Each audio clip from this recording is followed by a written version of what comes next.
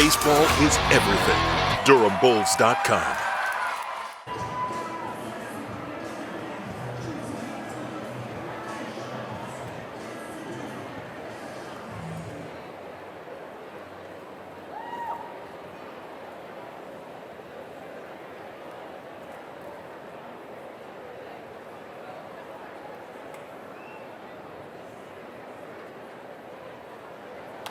First pitch, a swing and a pop fly, shallow left field. Heriberto Hernandez angling in and makes the catch to retire Peyton. And away we go from Durham. One pitch from Lopez and 1 out. Well, we talked about efficiency. That's as efficient as you can get. Get Peyton to hit that fly ball to the off field. An easy play for Hernandez.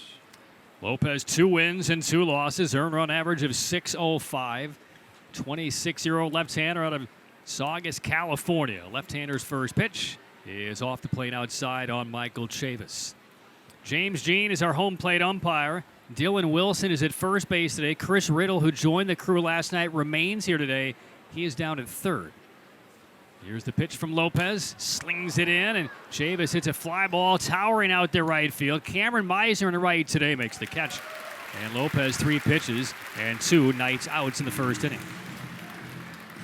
Well, again, fastball away, you get the hitter to hit it to the off field in the air. There's a pretty good chance an outfielder can run it down. Meisner's there.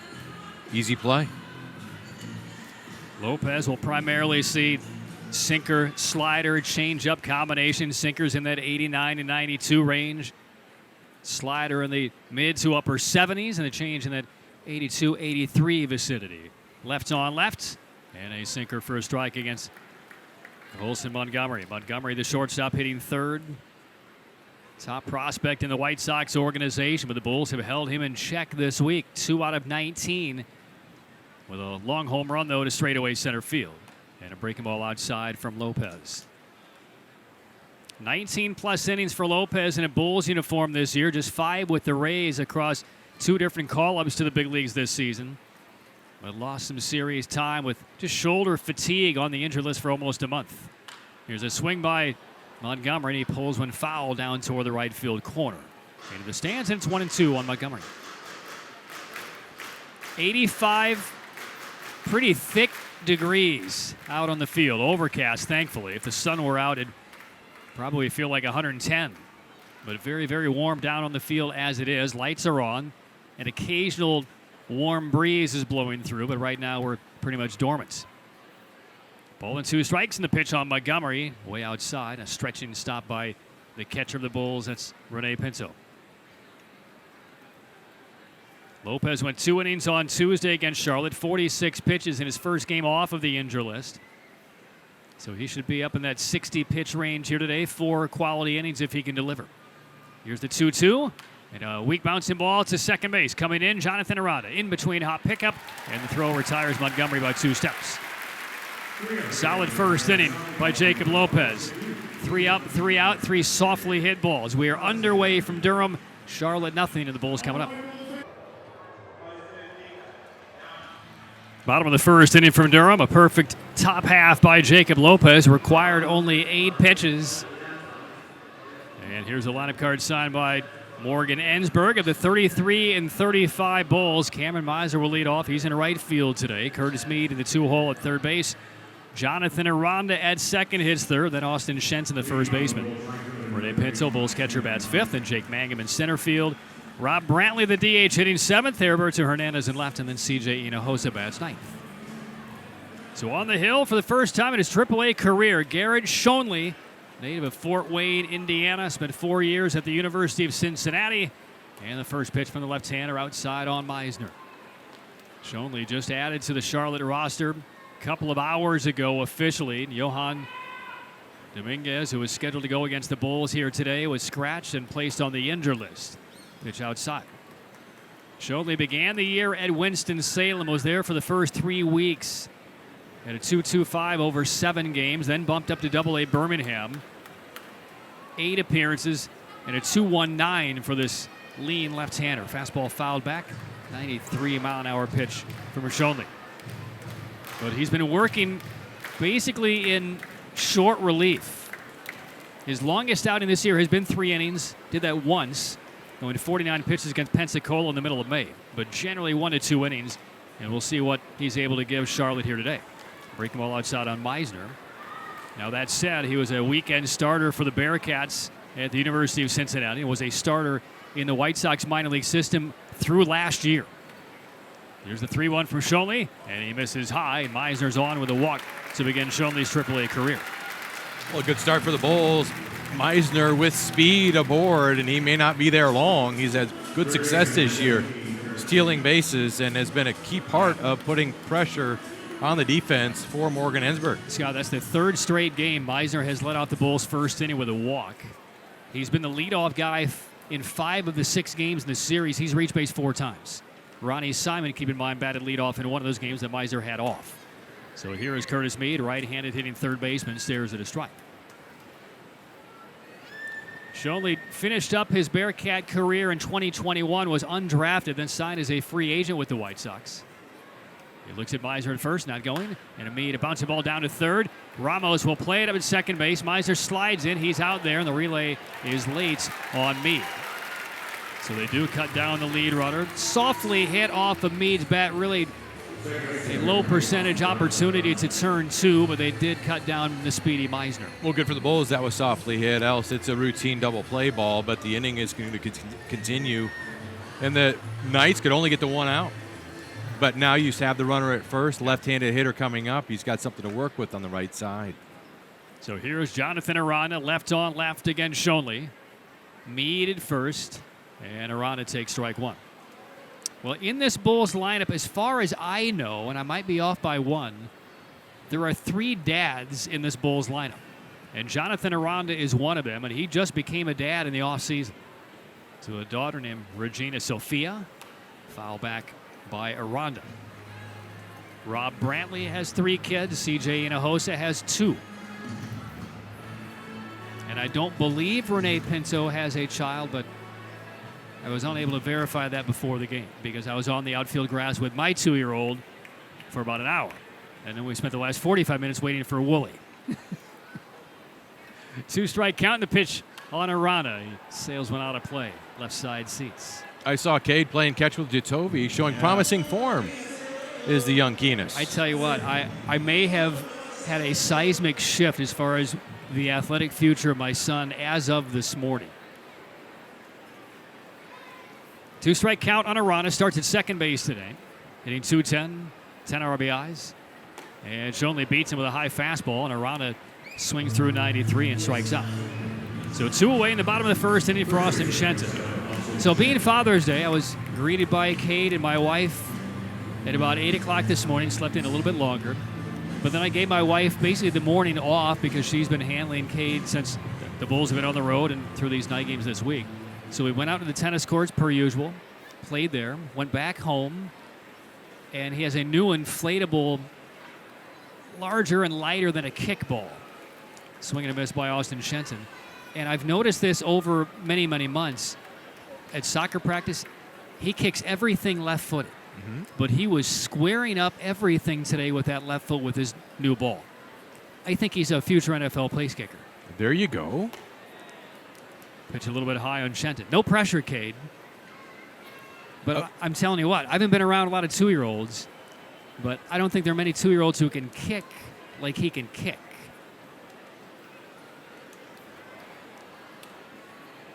Meade at first, 2 outs. Shenton takes a strike, 1-2. Well, I'm thinking of every college that's at a tryout of walk-ons because they're desperate for a kicker. You know what I'm saying? Well, there's opportunity there. Yeah. I mean, do you think about the career that the left-footed big kicker at Florida State had years ago? Went to the Raiders, and is it Stankowski? It's something like that. Janikowski. Sebastian. Yeah. 1 ball, 2 strikes.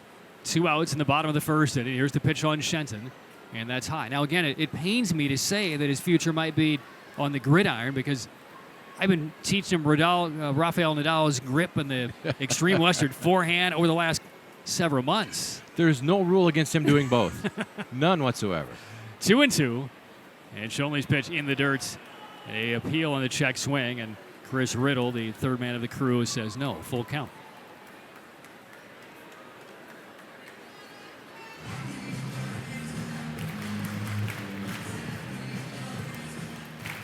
Shenton 262. He's homered 5 times.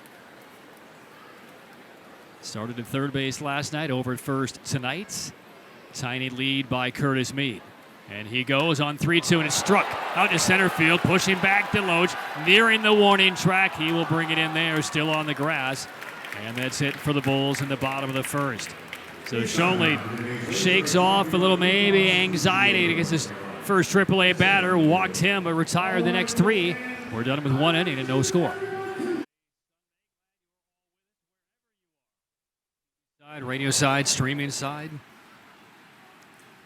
Top of the second begins. First pitch swinging. Brian Ramos, third baseman for Charlotte, beaten by a high sinker from Jacob Lopez. Ramos 246 since making his major league debut. He skipped over AAA before going to Chicago as he reaches for this one. Pops it up foul. Toward the dugout comes Shenton, and right by the rail it has it. Good track there by Shenton on the ball. It's kind of carved in the air that a lot of people assume might go into the stands. Well, he did a good job of getting to the rail first, and then he ran parallel to the rail, knew he had some room, made the catch, made it look easy. So 2 pitches from Lopez, 1 out. He's thrown 10 pitches to get 4 outs in this game. We saw a game like this the other day. Now here is Zach DeLoach. Just rejoined Charlotte after he was optioned down by the White Sox yesterday. And smacks one on the ground, and it goes right past Austin Shenton. And a base hit into right field for DeLoach. Didn't look like the reaction was perfect by Shenton. It looked like he was about to stretch that glove out and just decided either it was too late or didn't have the right angle. So DeLoach is on with a base hit. That'll bring up Chucky Robinson.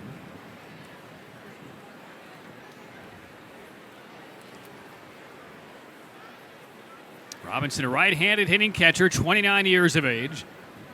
234 average, 6 home runs. Lopez delivery has popped out of play to the right side. I mentioned at the unveiling of the Charlotte lineup that Robinson got a bit of a gift before the game today. Here's his gift. The White Sox selected his contract earlier today.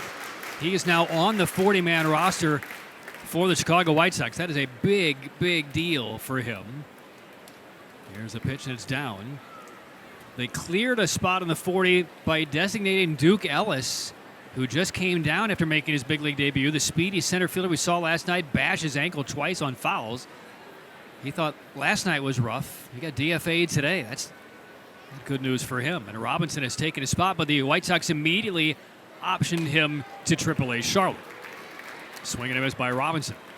Now, he has only been in the big leagues in 1 season, and not since October 4th with the Reds of 2022. So congrats to him. And that is a preamble of probably very good things down the road for the White Sox. There's a high fly ball in left field, breaking back, and now hustling in is Hernandez. But it's in the air long enough for him to recover and make the catch. I think it was maybe the big long swing at Robinson that drove Hernandez back the first couple of steps. Always taught as an outfielder, your first step has to be back. And you do that every single time because it's much easier to come in on a ball than it is to go back. It's exactly what Hernandez did with that big swing, but he had the closing speed to make the adjustment. So 2 outs and a 1 on. Here's Wilmer Defoe, the designated hitter.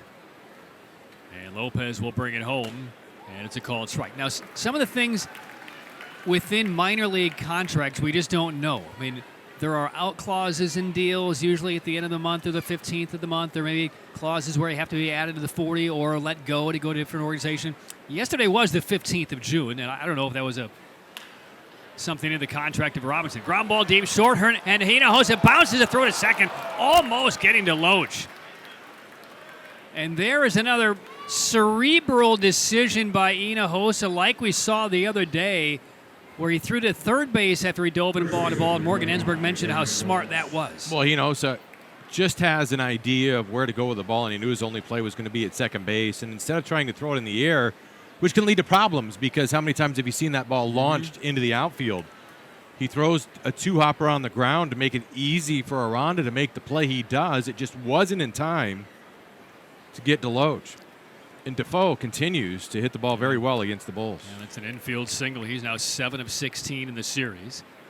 And the lefty Jared Walsh takes ball 1 from Jacob Lopez. Walsh had last night off. 7 home runs over his 29 games since signing with the White Sox, and 2 of those home runs in this series as he pops one out of play. 1-1. Deloach at second base. Defoe at first. Lights are shining here in Durham.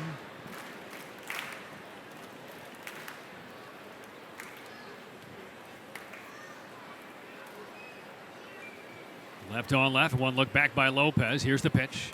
And had Walsh lunging forward for that slider. Fouls it off.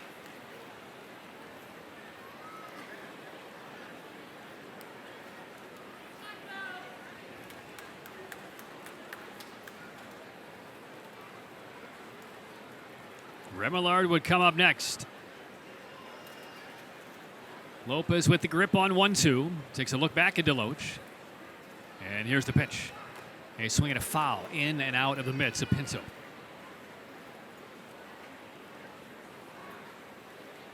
Defensively, the Bulls have Hernandez, Mangum, and Meisner in the outfield.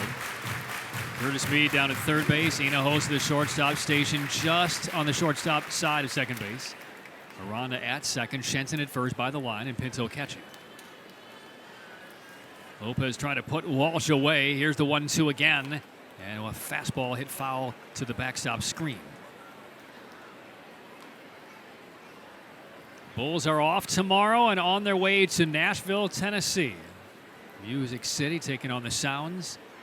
First of 6 begins Tuesday night, 7:35 Eastern time from First Horizon. Here's the 1-2. Breaking ball, had him reaching. Easy pop fly, poked into right. Arana, the second baseman, calls off Meisner, and Arana stationed beneath it has it. Lopez strands a pair. 2 hits, 2 left, no runs. Middle of 2 from Durham, it's 0-0.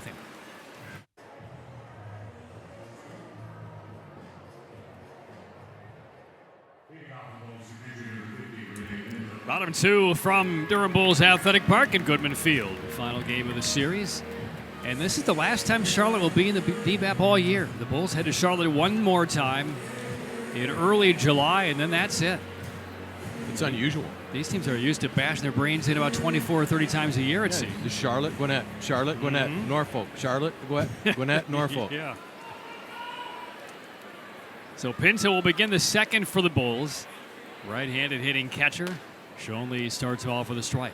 It was confirmed to me in between innings that Pinto is not a father, but he did send a Father's Day message via the video board to his dad, also a pro baseball catcher.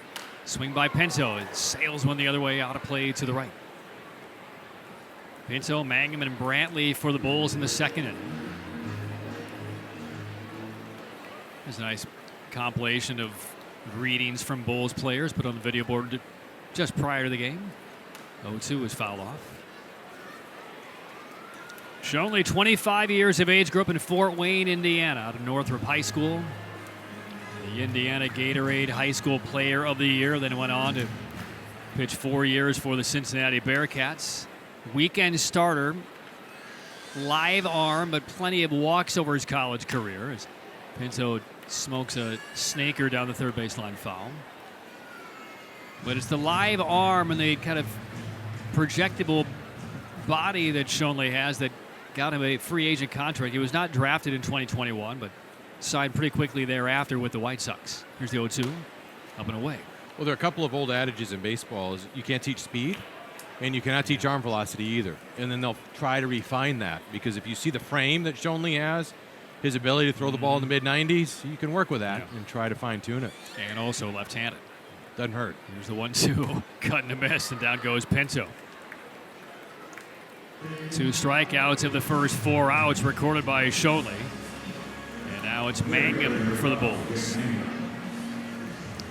Defensively for the Charlotte Knights behind Shonley, an outfield of Peyton, Deloach, and Remillard, all big leaguers. Ramos at third base, big leaguer. Montgomery at shortstop. Chavis, big leaguer. Walsh, big leaguer at first. And Checky Robinson, a big league catcher. Swing a smash down the right side, foul, low line drive through the bullpen by Mangum, a switch hitter. And the reason I stress that, because that's common for a AAA lineup, but Shonley began the year in high A Winston-Salem.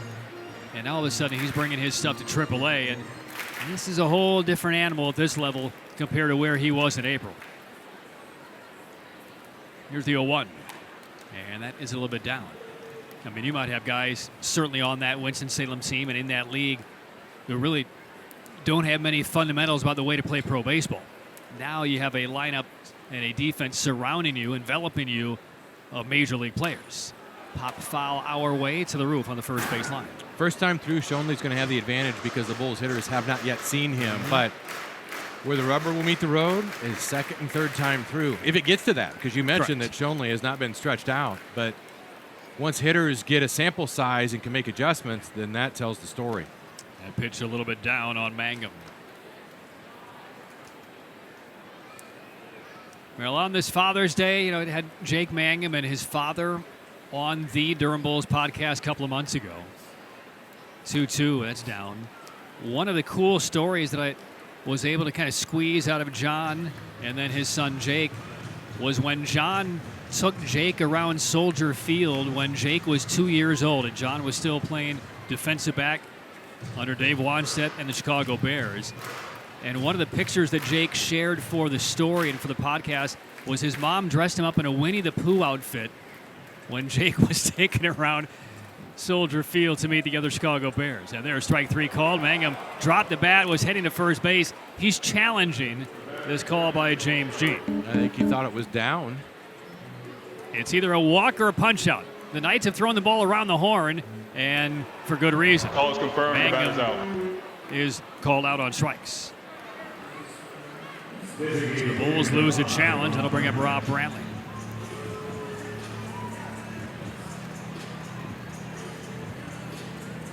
Two outs, nobody on, no score, second inning. Brantley, left-handed hitting catcher. He's the DH, though, tonight for the Bulls. That means Driscoll will handle the bullpen duties in this one for Durham. Strike one on Brantley. Brantley, father of three. Bryson, Layla, and Bennett, who was born 4 days before last Christmas. Swing and a miss. Weak cut there on a breaking pitch, 0-2. I think they're in town, are they not? Yeah. Because Brantley was running the bases with some of those youngsters. Tell you what, if you want to watch a guy who is leaning into being the most fun dad in the world, watch Rob Brantley. There's ball one. I mean, check out his Instagram posts on just how much he is in love with being a dad with his kids. And he generally is the first guy when the kids are running the bases after Sunday games, running the bases in uniform with his kids. This one is punched out to second base, softened on the in-between hop by Chavis right around his chest, and throws out Rob Brantley to retire the side. Bulls go 1-2-3. After 2 innings, no score.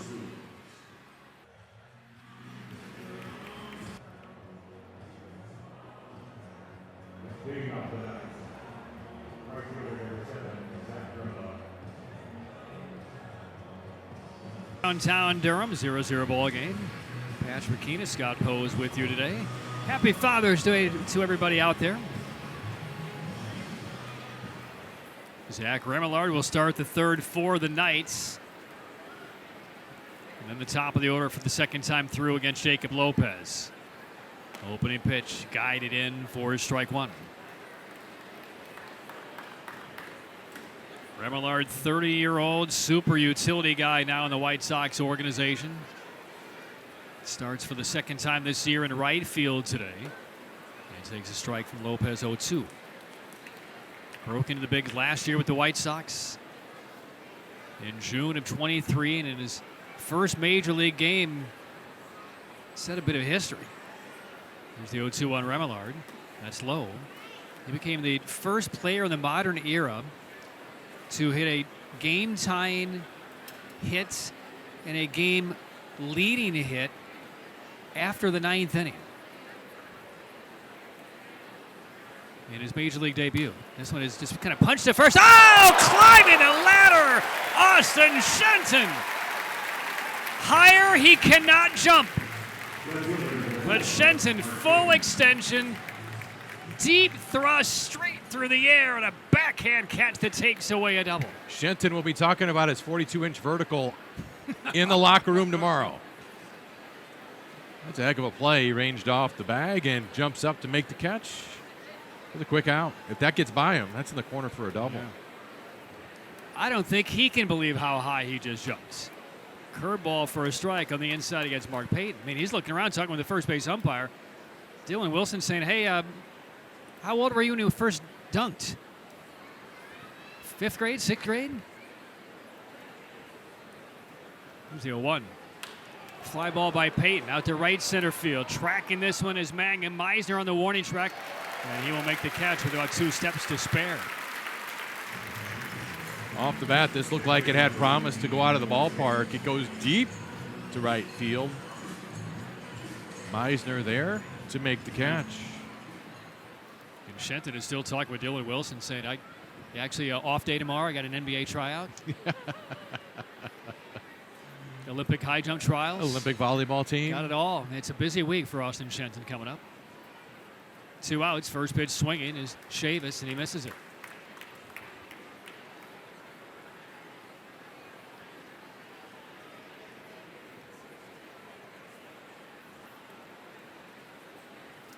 Zero game, 3rd inning. Pitch on Chavis. He stepped into that pitch trying to cover the inside corner. The pitch buzzed him. Came right across the shoulders. How many times do you think Shenton's going to watch that replay? He won't have to. He can still talk about how he got up to 42 inches and made the catch. 1-1, strike 2.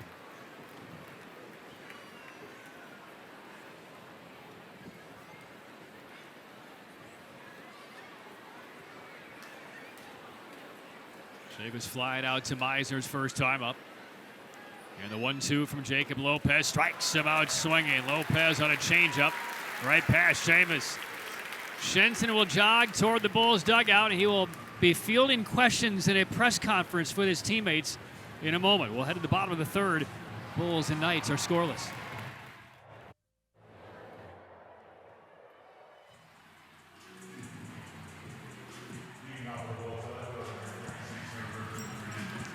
Bulls and Knights to the bottom of the 3rd inning. 0-0 ball game.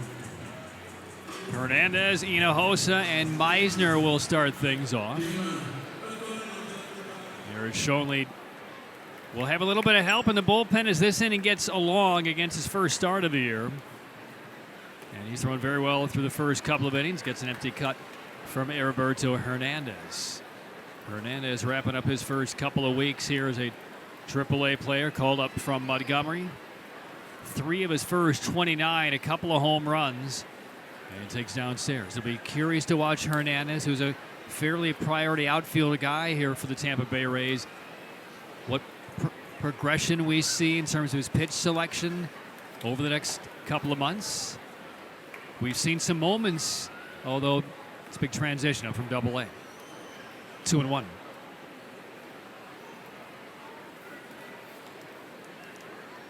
Target middle down from Chucky Robinson. Swing and a miss on a changeup.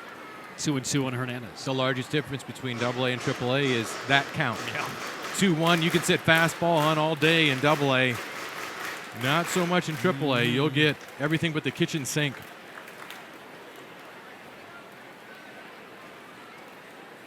2-2 from Schonely. And he got him reaching. So pulled the string again. Fell behind 2-1. Hernandez did not see a fastball the rest of the way. Change up. And he is sent packing.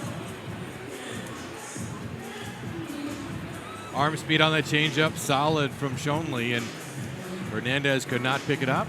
He was well in front. That's 4 strikeouts by Schonely in 2 1/3 innings. So here's Hinojosa. First pitch on CJ fouled away. CJ, father of 2 kids, Sebastian and Aiden. Saw the kids the other day. I mean, CJ, long-haired Durham Bulls infielder. I mean, he kind of throws it back, tucks it inside, usually wears a little bandana underneath his helmet and his cap. But we saw his 2 kids the other day, and they're emulating their dad. I mean, long hair for the young kids. His wife, Madeline. Bonus strike on Hinojosa. He's homered twice in the series. And takes a called strike on the inside at 92.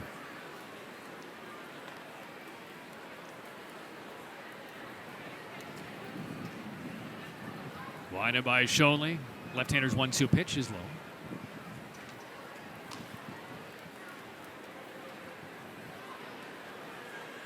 Left-hander in the bullpen for Charlotte. We'll see if this is just a one-orbit outing for Schonely or if he will have a chance to take on Meisner again. This one's hit off the end of the bat down to third. Scooping up the roller is Ramos, and the throw is perfect. Hossa retired. And that's 2 outs with nobody on in the third inning. Schonely's done well for his AAA debut. He's been able to mix up his pitches. He had a walk to start things. I think that may have been more nerves than anything else, but we've seen him locate the fastball, slider, and change. When you can do that, you can be effective, and he has been done so far. And he will stay in. Meisner bats with 2 outs and nobody on. And the pitch breaks off the outside corner.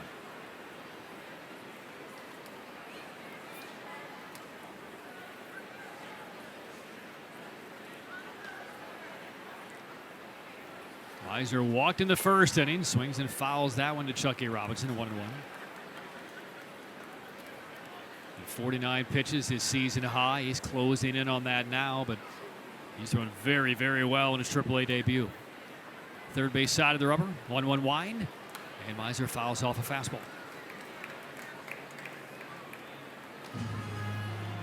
He's gone to 3 3-ball counts. The walk to Meisner was 1. Shensen's line out to center on a 3-2 pitch, and then Mangum struck out on that challenge on a 3-2 pitch that was upheld. But otherwise, he's been up in the count most of the day. Easy pop fly by Meisner. Montgomery, the shortstop, waving everybody off in left center field, has it. And how about that little fist pump into the glove of Schonely as he is going to be met by Chucky Robinson. Here's a little handshake, pat on the back, and Chucky said, "I kind of like your stuff." 3 solid innings with a lot of hits. And that's very likely the end of the outing for Schonely in his AAA debut. We are scoreless through 3 from Durham.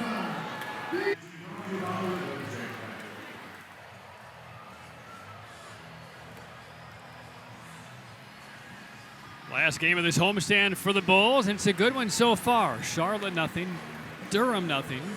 And the fourth begins. Jacob Lopez has been very solid so far. 33 pitches, 26 have been strikes. And he's given up only a couple of hits, 1 on the infield. And Lopez will get 3, 4, and 5 hitters in the 4th inning, 0-0 game. Bulls baseball brought to you in part by Emerge Ortho, trusted team physicians for the Bulls since 1980. 16 orthopedic urgent cares all around the triangle. You can visit emergeortho.com to learn how to emerge stronger, healthier, and better. First pitch, strike 1 on Montgomery.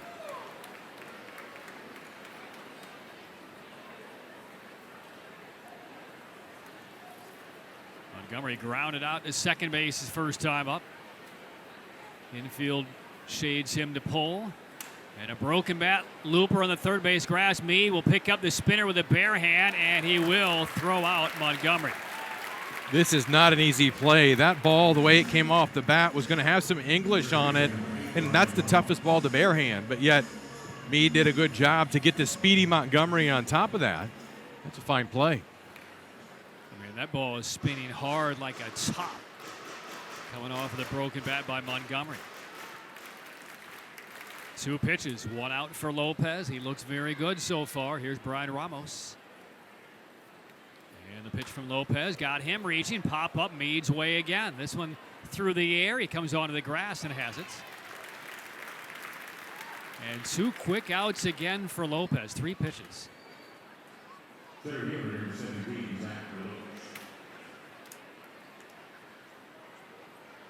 So here's DeLoach with 2 outs. Has one of the 2 hits for Charlotte.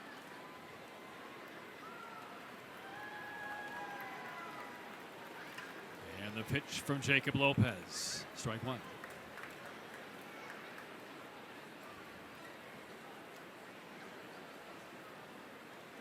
Well, the Knights won last night 6-4. Texas A&M beat Florida 3-2. Zach DeLoach could not have had a better day. Ground ball foul over the top of some of his teammates' heads in the first base dugout. No idea what time that Texas A&M game got over with, because there's no way I could have stayed up for it. I think it was 2-ish. First pitch was around 11. Yeah, I was still up around 1:45 in that game. I believe, in the 8th inning.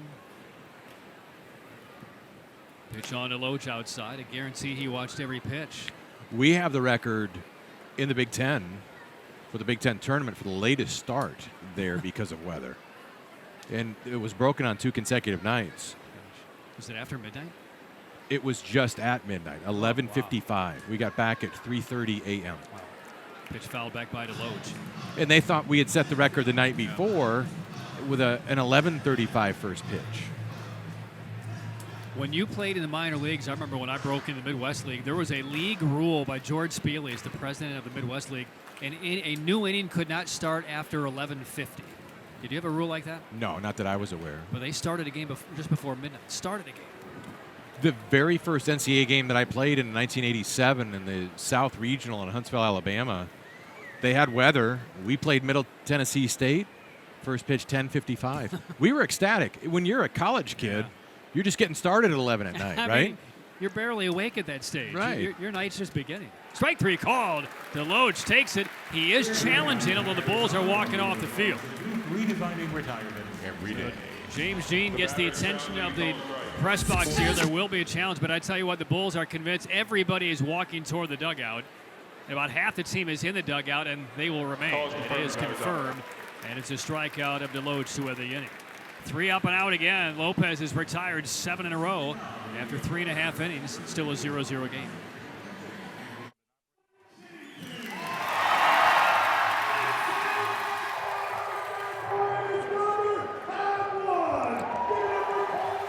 Bulls and Knights scoreless. Bottom half of the 4th inning, and the Charlotte Knights will go to the bullpen. A really solid AAA debut for Garrett Schoenle. 3 scoreless, just 1 base runner. The first batter he faced was a 5-pitch walk to Meisner. Beyond that, he struck out 4, barely allowed a hard hit ball, and was composed on the mound. So well done by him. Frazier Ellard checks in for the Charlotte Knights. Bulls have seen him twice already in this series. First pitch, Curtis Meade golfs one high in a shallow center, and DeLoach jogging in has it. So Meade has seen a total of 3 pitches in 2 at-bats in this game. He's out to center field. So now we'll see how things change for the Bulls, because they had no background, no history at all for Schoenle. And with Ellard, this is a guy they've seen over the course of 55 pitches in 2 appearances this week. We have a sample size and a baseline to go off of as a hitter. You remember the sequences that he worked you early in the series, and you can go to work. Ball 1 on Aranda. He gave up a home run on Tuesday to the Bulls in the series opener. That was hit by Hinojosa. Called strike on Aranda. Ellard's 27th appearance. Most frequently used reliever out of the Charlotte bullpen this year. Here's the 1-1 as they call strike. And again, he's generally been the only lefty in their pen as Aranda is challenging this strike call. Bulls have already missed 1 challenge. They have 2 remaining. And Aranda is correct. That was just outside of the grid. I mean, just outside the grid, but the call's overturned. And now it's a 2-1 count on Aranda.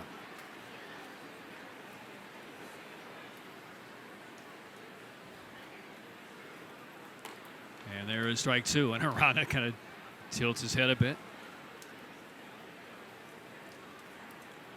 2-2 the count on Aranda. Ellard 26 hits over 27 innings at work. He's fanned 41 this year.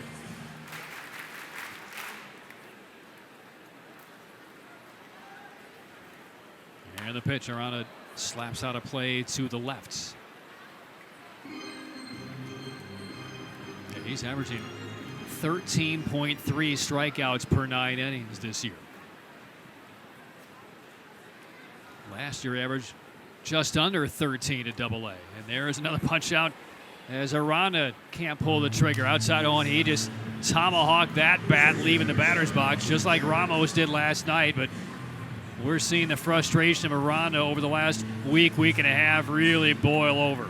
Haven't seen him in a funk like this. It's been the opposite, in fact, here in Durham for Aranda. Visibly frustrated, and the bat takes the brunt of that frustration. 2 outs in the fourth. Now Shenton, 0-0 game, and Shenton miscalculates there on a breaking ball, swings weakly over the top.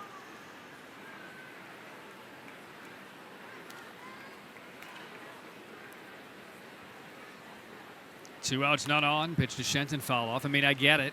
I don't like the display, but I get it. I mean, you're on the verge of breaking on the opening day roster with the Rays. You break a finger, you miss a serious amount of time.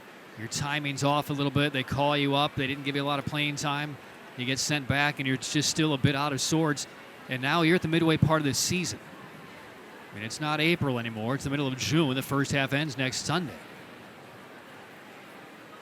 And speaking of being out of sorts, the Bulls have yet to have a hit in this game. 1-2 on Shenton. And the pitch fouled back.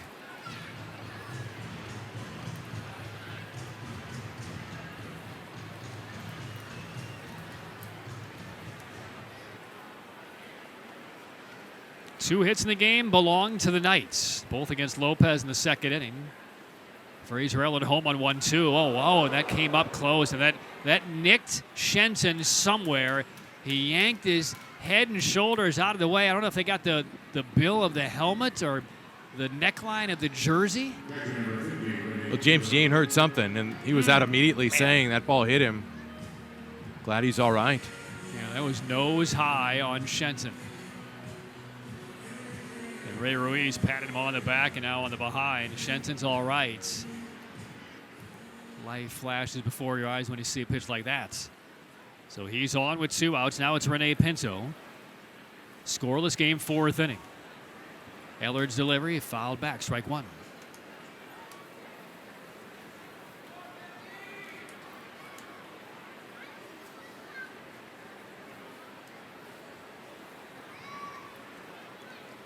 Pinto fan against Schoenle in the second inning. And he has a cutter thrown past him, 0-2.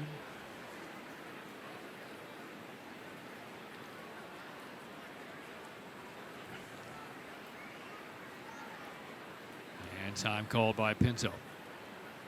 Shenton at first, 2 outs in the 4th inning.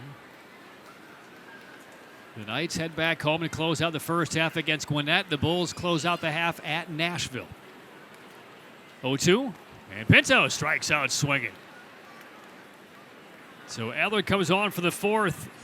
Fans Aranda, fans Pinto, and the Bulls still devoid of a hit through 4 innings. Through 4 complete. Lopez back to the hill for the Bulls in a 0-0 game.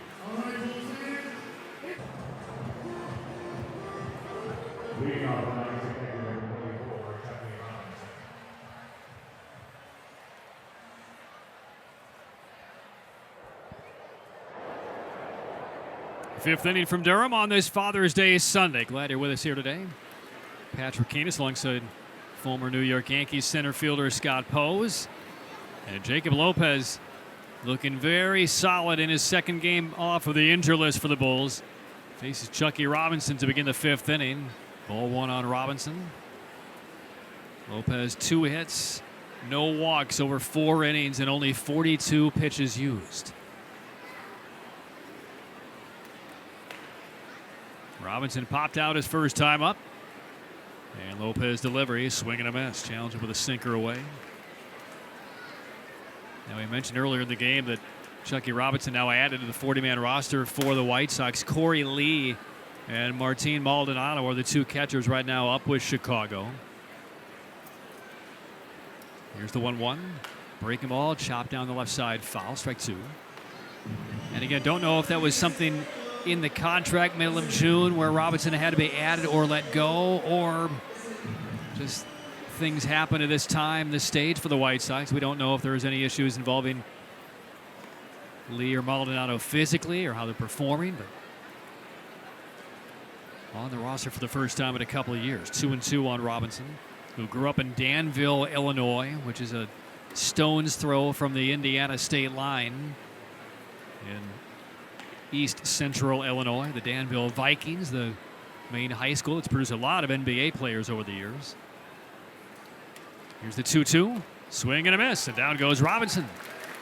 Lopez came in with a sinker in and a bit up. And ran it in, jammed off Robinson. Well, changing the levels, going north and south here, going up in the zone to get Chucky Robinson and firmly to close him out. Good sequence for Jacob Lopez.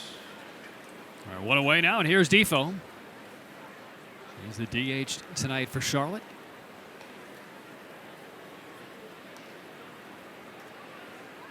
And the first pitch from Lopez. He sails out to deep left field. Hernandez craning the neck, and this one is gone over the monster in straightaway left field. And his mastery over the Bulls continues. Defoe is now 8 of 17 with 2 home runs in this series, and that basically matches his productivity against the Bulls in Charlotte a couple of weeks ago. He was looking for his pitch, first pitch, and got it.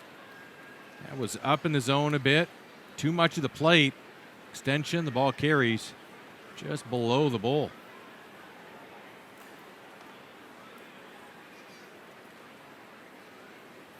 So Lopez back to work, and this one is wrapped foul by Jared Walsh. Well, here's the key to this. If you're Jacob Lopez, it's a solo home run. Solo home runs, minimize damage. That's fine. Get out of this inning, get back in the dugout, let your offense get to work.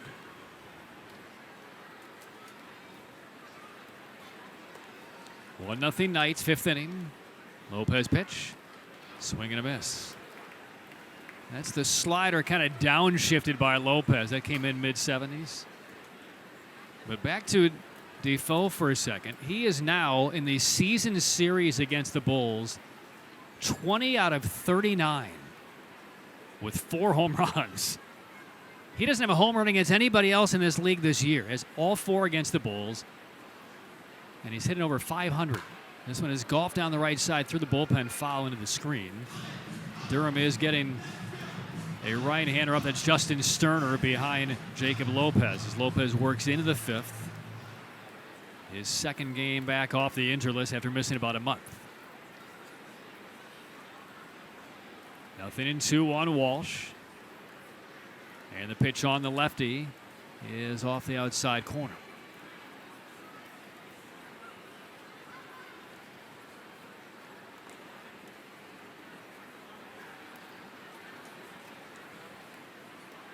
Walsh popped out in a long at bat against Lopez in the 2nd inning. Here's the 1-2, and that's off the outer black, 2-2. You can tell by Pinto's reaction there, he was thinking about a challenge, or more so awaiting a strike call from James Jean.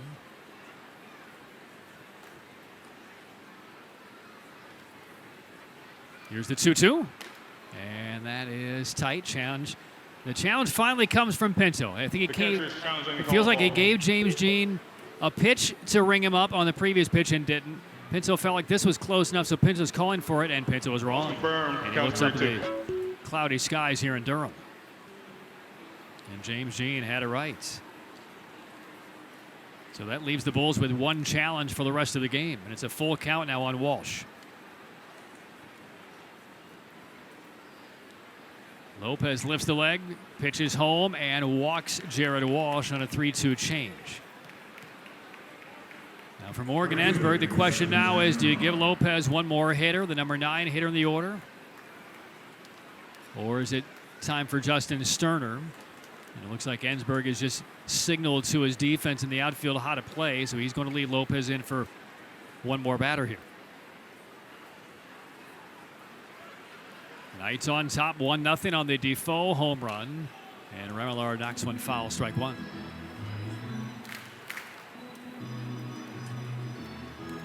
Tampa Bay picked up a sorely needed win in Atlanta, 8-6. Jose Siri hit a 2-run homer in the 9th to break a 6-6 tie.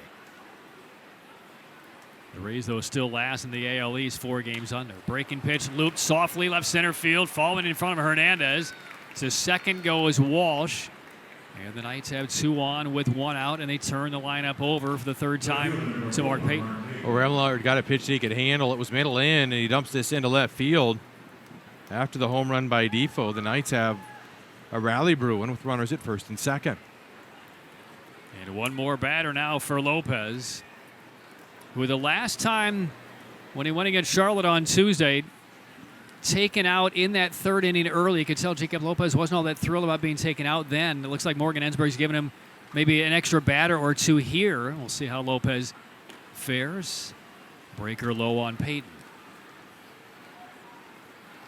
And also getting Lopez up to that 60 pitch mark, which was the target today. Peyton's 0 for 2. And the pitch from Jacob Lopez is a called strike.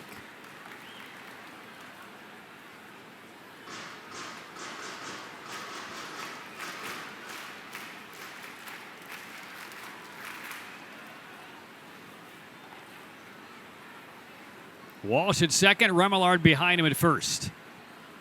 1-1 off the end of the bat, roll to second, might be two. Aranda gets it, Hinojosa spins, throws, safe at first. Close play, credit Peyton for sprinting down the line. Legs out the back half of what would have been an inning-ending double play. And heck of an effort by the Bulls defense. Aranda gets this to Hinojosa, who does the spin move. We've seen him do this a few times to get more on the throw. But hustle by Peyton prevents that and prolongs the inning, and it's going to end the day for Jacob Lopez. And Lopez sees Morgan Ensberg coming out, hands on his hips again.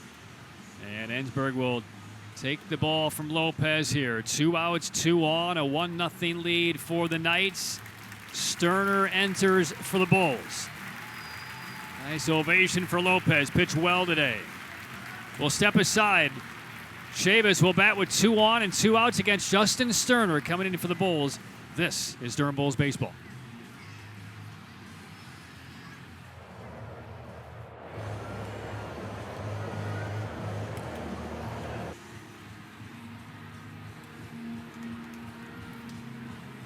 Right-hander Justin Sterner in for the Bulls in the 5th inning. Charlotte has taken a 1-0 lead on Defoe's home run. Couple runners on with 2 outs. Peyton just beat out what would have been an inning-killing double play. Close at first, but called safe, and Morgan Ensberg takes the ball from Lopez. So Sterner is on for the Bulls, his 18th overall appearance. 3rd for Sterner since he became a major leaguer with the Rays. And he will get Chavis here with runners at first and third. Sterner a 3.33 over 17 games with Durham, 27 innings, 35 strikeouts. Right-hander delivers, strike 1 on Chavis. Walsh is the runner at third base, Peyton at first. Very good speed at first base, Shenton holding Peyton on. Sterner home on a 1, and he misses high.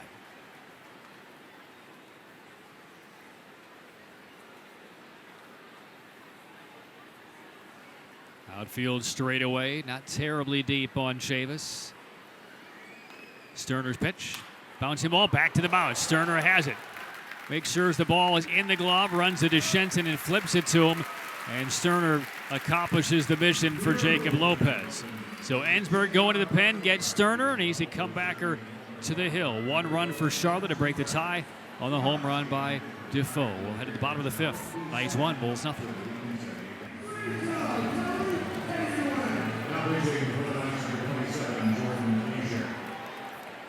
Knights on top of the Bulls, 1-0 on the Wilmer Defoe home run. And at the bottom of the 5th inning, the Knights go to the bullpen again. Jordan Leisure comes on. 25-year-old out of the University of Tampa. Made his major league debut right around opening day for the White Sox this year. Appeared in 30 games for Chicago, had a 4.08, and gets an empty swing on a fastball against Jake Mangum.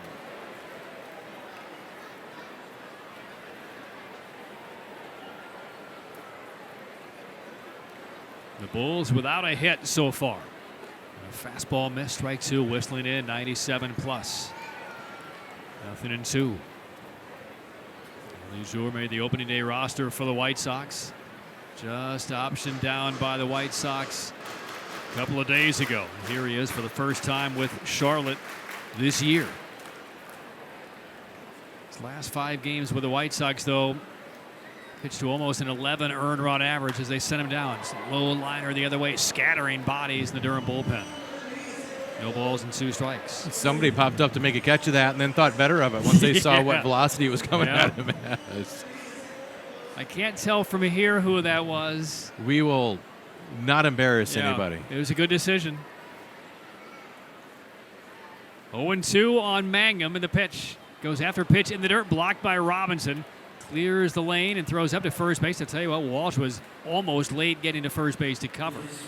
He caught it and the foot was not in the bag, and as he moved forward, he almost bumped into Mangum sprinting through.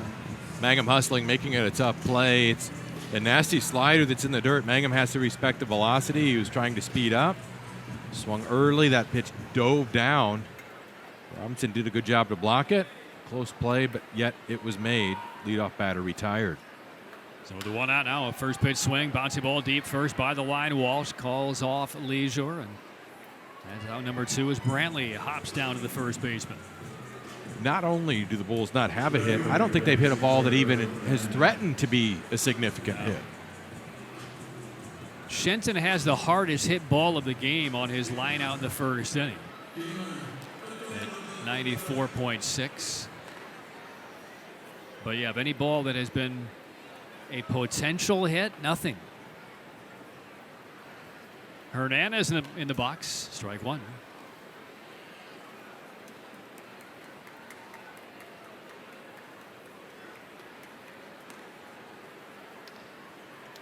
Two outs, nobody on, bottom of the 5th. 1-0 Knights. And Leisure's pitch hit him. Got him on the front arm, and he's shaking out the left hand. So Hernandez out of the batter's box now in a crouch on the grass in foul territory, shaking out that left hand still. That's his glove hand. And his bottom hand in the batter's box with a yellow batting glove. Yeah, that got him kind of on the edge of the top of that left hand. Never feels good. Chris Russell, athletic trainer for the Bulls, is checking him out.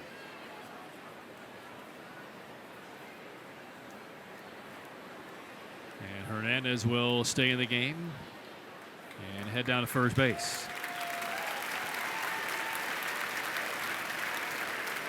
Two outs for Hinojosa. Hernandez will be the third base runner for the Bulls tonight. Meisner led off the game with a walk. And the other's been another hit by pitch, and that's Austin Shenton.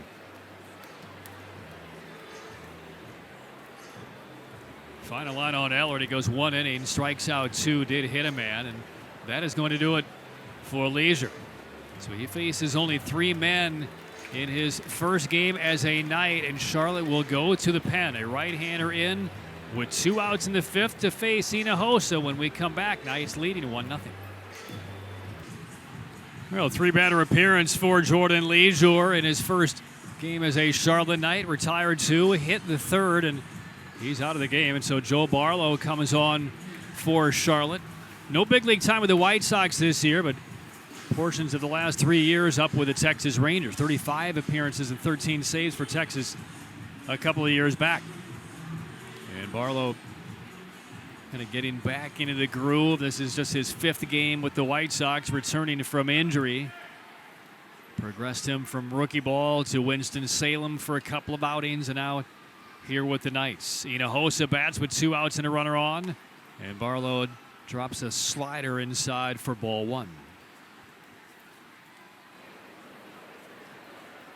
Charlotte 1, Durham nothing, bottom 5. Hernandez the runner at first, and a slider missed this time by Hinojosa. U.S. Open just down the road, coming down the stretch. Couple of holes left and 2 tied atop the leaderboard. Rory McIlroy and Bryson DeChambeau, both 6 under. Pitch down.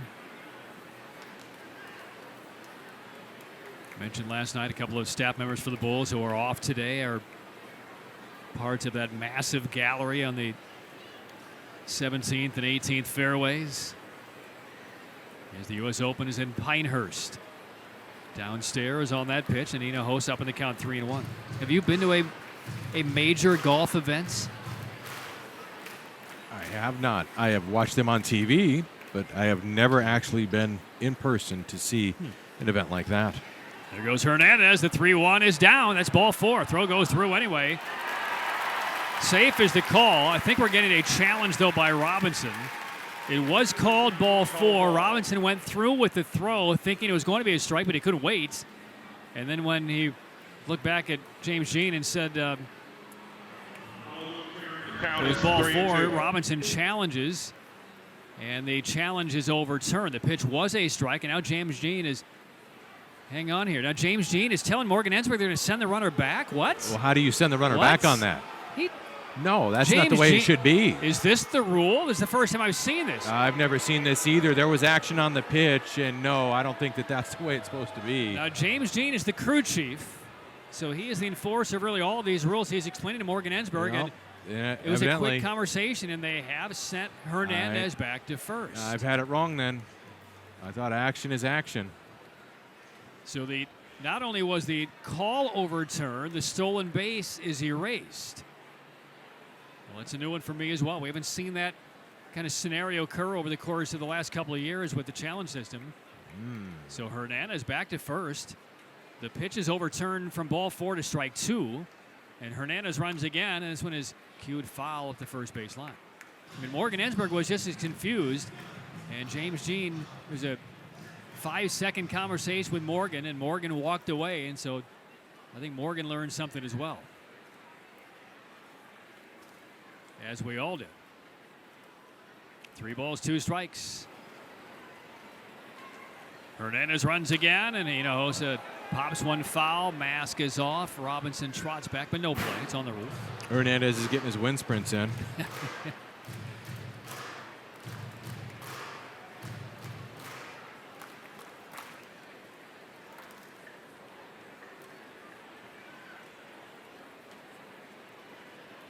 Knights with a 1-0 lead in the 5th. Again, Durham does not have a hit in the game.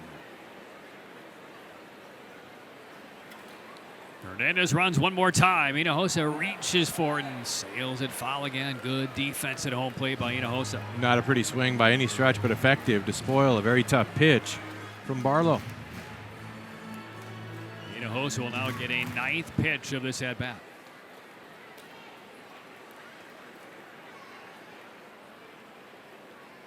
One more time, Hernandez will run, praying Hinojosa puts it in play. There he goes, and he does. A comebacker knocked down awkwardly by Barlow. He does locate and underhanded toss to first base.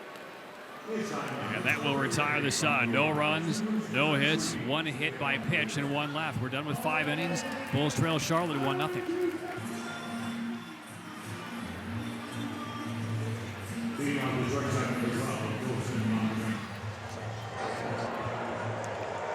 A home run by Wilmer Defoe has Charlotte leading by a 1-0 score as we reach the top of the 6th inning. It'll be Montgomery, Ramos, and Deloach against Justin Sterner. First full inning behind Jacob Lopez. 4 hits for the Knights. None so far for Durham through 5 innings.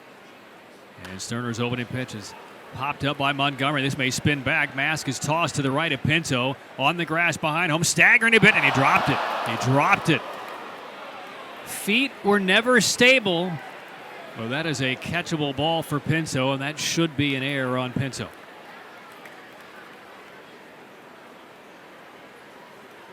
Well, the ball spins back. It goes up 1 tube and down the other, and then Pinto was never set with his feet. Tried to get that to the side, and the ball just clangs out of his glove. That will be the 2nd error charged against Pinto in his time with the Bulls. So Montgomery, who should be in the dugout, now has a 1-1 count as Sterner misses outside.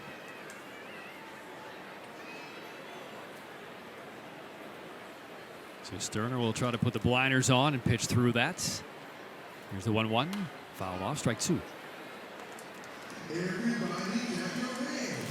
Scott, we were talking about the U.S. Open in the bottom of the 5th inning, which is now on to the final hole of the 72 in the tournament. You've never been to a golf tournament. What is the bucket list for you for sporting events? And I guess I can expand that as well. Do so after this pitch on Colson Montgomery. And it's foul out of play. Bucket list for sporting events, bucket list for concerts. Big passions of yours. Ooh. Bucket list for concerts has been accomplished. I mean, I don't think there's anybody that we haven't seen other than Pearl Jam. If they come close, we'll do it. Don't know if we'll travel too far. Sporting events. 1-2 is high and far to right field. Miser to the warning track. Miser to the wall, and the dropped foul pop-up by Pinto will cost Sterner an unearned run. A home run to right by Montgomery a couple of pitches later, and it's a 2-0 Knights lead. It was a mistake up that Montgomery gets to. He catches it out front, a no-doubt home run to right field to stretch the lead to 2 for the Knights. That pitch was about letter high. Montgomery gets a hold of it, into the seats. With this level and above, you just cannot give free outs. Fly ball sliced in her shallow right, hustling in. Miser diving forward, and yes, he's got it! Hard scramble by Miser on a full swing blooper off the end of the bat by Brian Ramos, and just did get that glove underneath as he splashed onto the right field grass. Incredible closing speed by Meisner as he was off and running on the contact and just got underneath it. That's a lot of ground to cover and a heck of a play by the Bulls right fielder. 1 out, Deloach, back foot slider. He did not go on the appeal.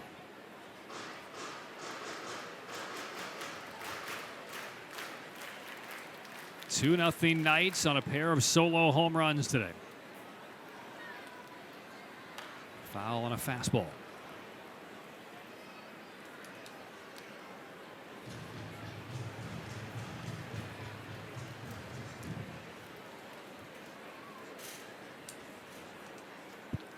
Deloach is 1 out of 2. Sterner's pitch outside. All right, so go back to the sporting events. Sporting events. I've checked them off. There's really nothing that I want to see. I like to see the Packers play in the Super Bowl, but I wouldn't want to go. I would much rather watch it on TV where I could see everything. 2-1. He's hitting the ground toward right field. That'll get through. Base hit for Deloach. But I would like to see some college football games. I think it would be fun to see a game in Knoxville at Tennessee. I've already seen one at Alabama. One at the Big House in Michigan.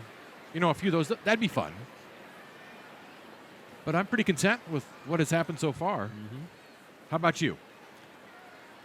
All of the Grand Slams for tennis. I understand that. I can see where you would like to do that. But basically 3 of them are off the books until I leave the game, right? Can't go to the French, can't go to Wimbledon, can't go to the U.S. Open.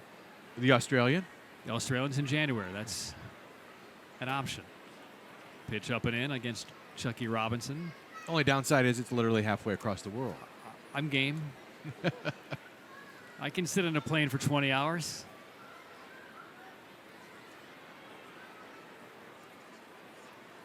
Pitch to Robinson. Late swing and a miss. Kentucky Derby. Breeders' Cup. Wouldn't mind being in the audience for the final table, the World Series of Poker. That would be an experience. That's a different clientele. 1-1. That's up high.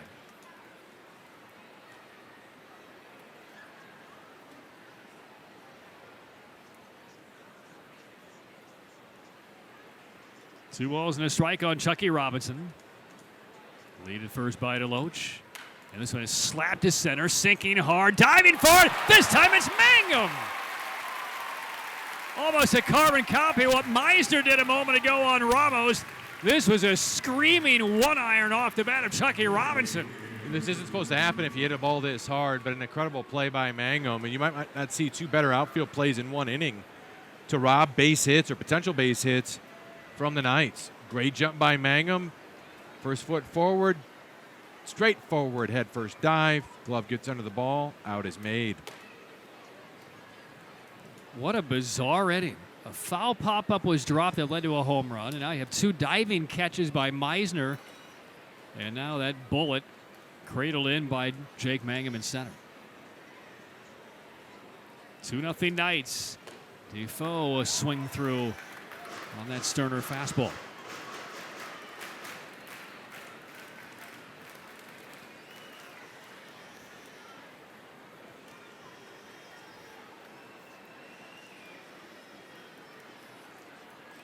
One. A little bit up. That was 99.9 off the bat of Chucky Robinson. Off the bat, you think that's a single all the way. That's the second hardest hit ball of the game. Sterner's 2-1. Swing and a miss. Good breaking ball down. It's the cutter. Meanwhile, the U.S. Open is going to come down to, a couple of putts here from Bryson DeChambeau. If he pars 18, he wins the U.S. Open. McIlroy just missed about a 3-footer for par on the 18th. Well, those greens are like putting on a parking lot right now. It looks like DeChambeau might be in the bunker. Foul back. He's got to get up and down. Yeah. I'm trying to think what other events I would like to see. I mean, if I had to rank the 4 tennis Grand Slams in order,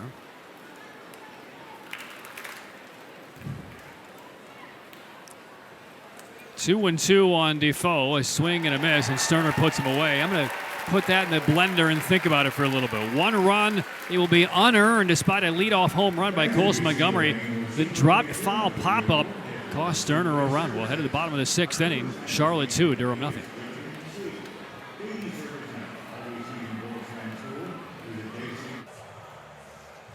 Durham Bulls baseball brought to you by our friends at Couch Oil and the Couch Oil Cares College Scholarship. Back for year number 10. 280 applicants, been pared down to 70 plus, and the 6 winners will each receive a $2,000 college scholarship for the first year of their college education, thanks to Steve Couch and Couch Oil. Bottom 6, Durham trailing 2-0 as the top of the order comes out for the 3rd time. Cameron Meisner loose when fouled down the left up against the tarp. Both bullpens are working. Peralta throwing for Charlotte. And the Bulls get Emmanuel Mejia throwing behind Sterner. Barlow's 0-1. It's a curveball for a ball. Meisner, Meade, and Aranda in the 6th inning for the Bulls. Charlotte has the game's 6 hits. Pitch to Meisner, up and away.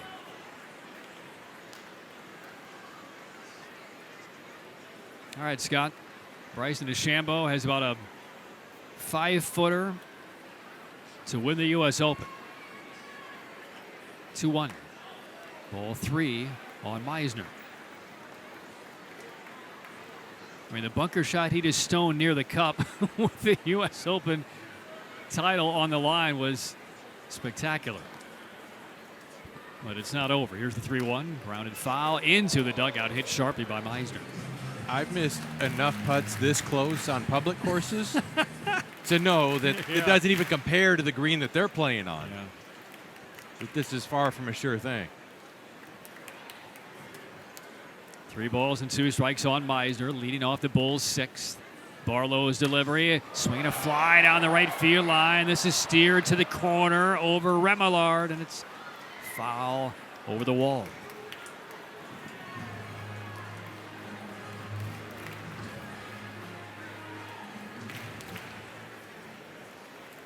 And that's a winner. DeChambeau has knocked it in and has just claimed the U.S. Open down in Pinehurst. There's ball 4 on Meisner. A walk begins the 6th. Bulls are down 2. The tying run will bat with nobody out against Barlow. Meisner showing a good eye. Lays off that pitch that's up. Speeds aboard for the Bulls and the top of the order. And the heavy hitters due up.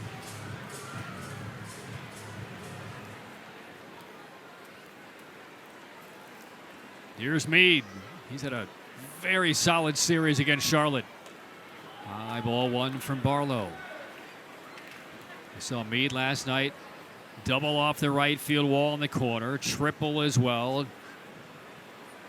8 hits and 21 at-bats in the series. Throw on Meisner at first base.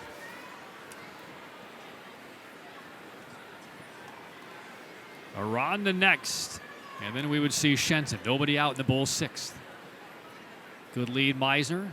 And the 1-0. Swing by Meade. Pulls it down the left field line. This is turning, though. That'll go foul toward the left field corner. Meade just a little bit in advance of that pitch from Barlow.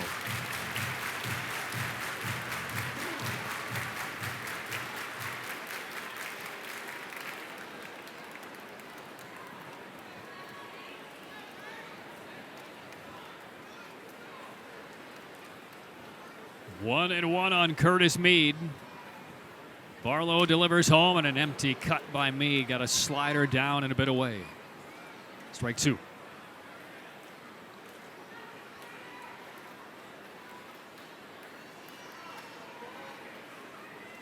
Walsh is holding Meisner on under these overcast skies in Durham. And the pitch down and away. Snap throw to first base. Meisner back standing.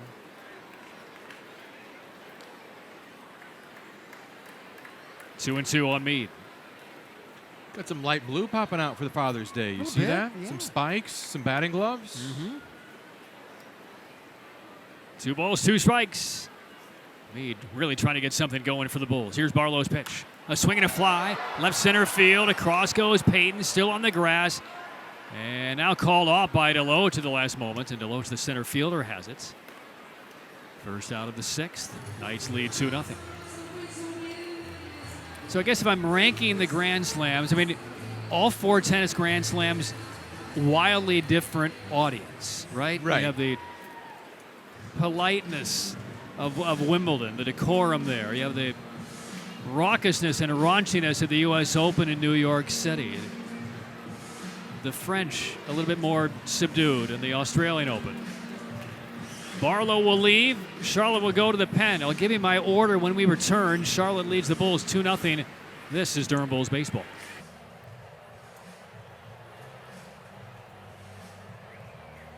Sammy Peralta in for the Charlotte Knights as we continue the bottom of the 6th inning. Bulls are down by 2-0. Durham still does not have a hit in the game. A walk to Cameron Meisner begins the inning after the fly out of Curtis Mead. Peralta, the only other remaining lefty in the bullpen for Charlotte, comes in with Arana and Shenton due up. We saw Peralta earlier in the series back on Thursday for 1 1/3. Strike 1 on Aranda. And Arana already pretty unhappy after that first call. Long walk outside the batter's box, bites the top of his jersey with his teeth. Arana has struck out twice today. Homered last night in the first inning. Left on left against Peralta, and a pickoff throw to first base. That's a tough move to read from Meisner. He's asking the first base umpire what he saw.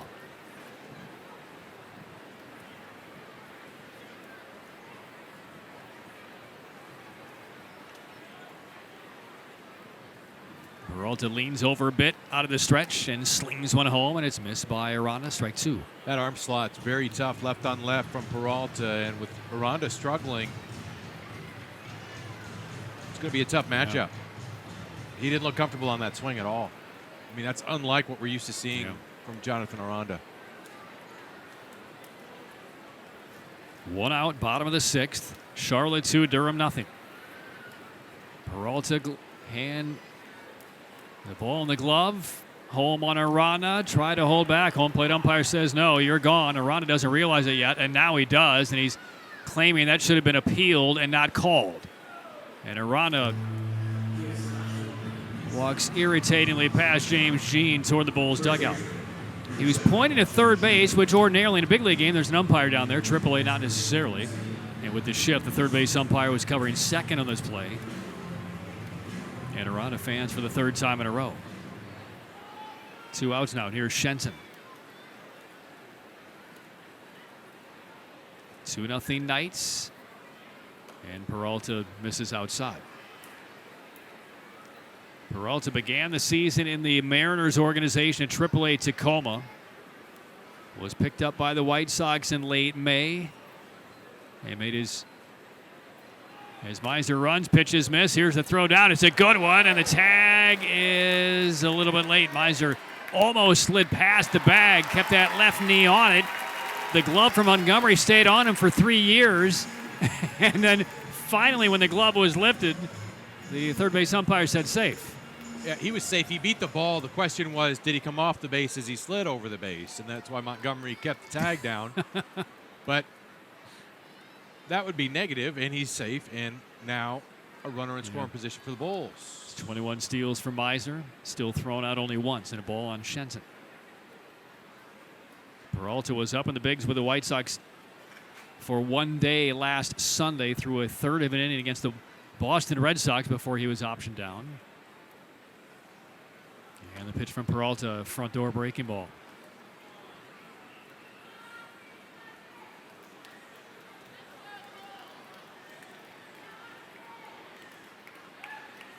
Two balls and two strikes on Shenton.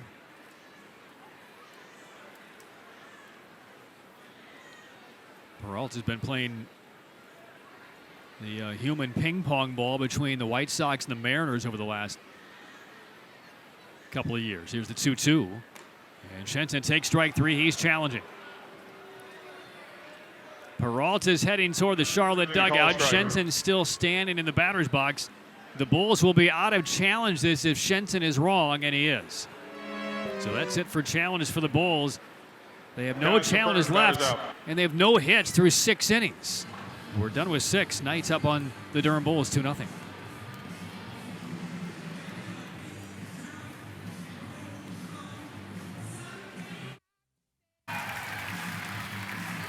Charlotte up 2-0 on the Bulls as we start the 7th inning.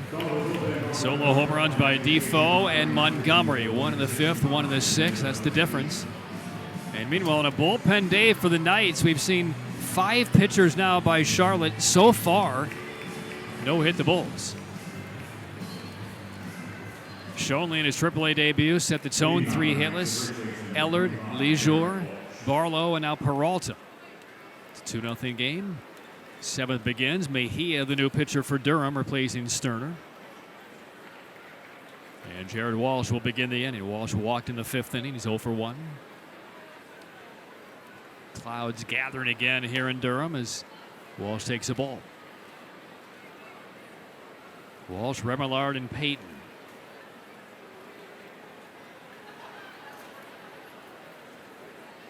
Six hits for the Knights.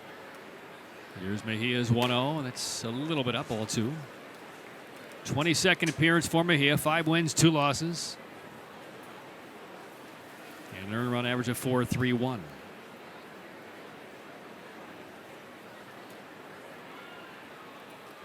Mejia's 2-0. Low.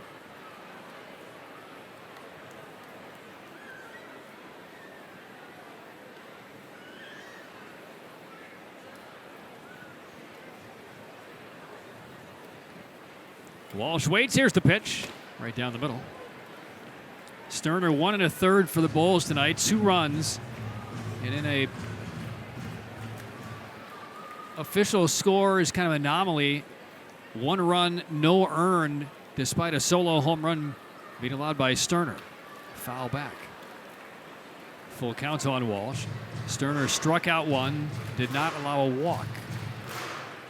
But that home run, which led off the 6th, becomes unearned because earlier in that at bat for Montgomery, Rene Pinto dropped a foul pop-up behind home, scored an error, even though all it did was continue the at bat for Montgomery since it was foul. And then a few pitches later, hit a home run. 3-2 pitch. Swing and a miss. Good hard diving slider there from Mejia to punch Walsh out. Mejia fell behind, but he did a good job to battle back in the count. 2 firm fastballs, which speeds up Walsh. He thinks he's getting that fastball on the 3-2 count instead of the slider, which looks just like the fastball. Gets underneath, and it's a good put-away pitch for the Bulls right-hander. Now it's Remillard with 1 out. That one skips through for a ball.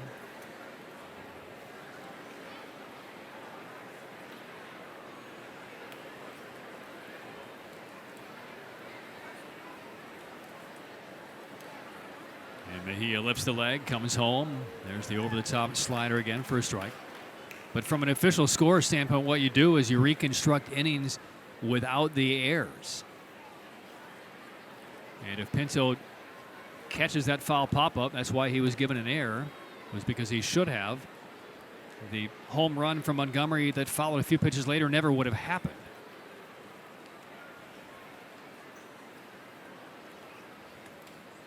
Two and one on Remillard. And the pitch from Mejia is socked down the left side, turning though foul off the side wall. As if the Bulls in the bullpen needed to help out Chris Riddle, the third base umpire. I mean, it's not like it missed the line by a foot. I mean, that hit the side kind of short wall padding leading up the staircase down there 12 or 13 feet foul, and it was Erasmo Ramirez down there who pointed foul.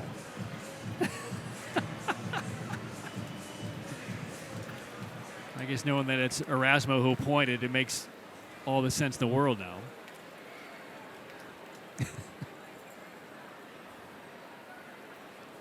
Two-two on Remillard.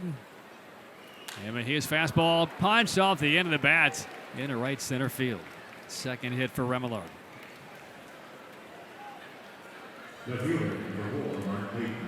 So a two-hit game for Remillard, who has really been scuffling since he was sent back by the White Sox. Top of the order for the fourth time, Mark Payton. Bulls down 2 in the 7th inning.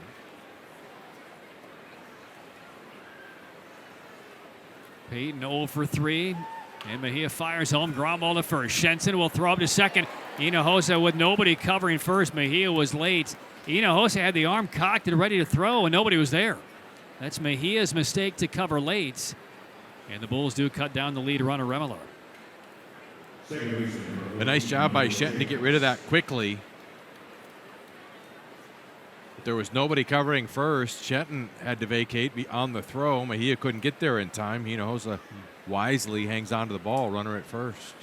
I'll tell you what, we are right in line with that throw Shenton just made.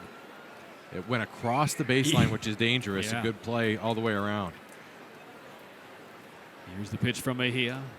Breaking ball, strike one. I mean, yeah, he was inside the baseline on the grass, wanted to get it to Hinojosa's kind of wide side, but it cut on him, and it went right over the helmet of Remillard and over the right shoulder into the glove of Hinojosa.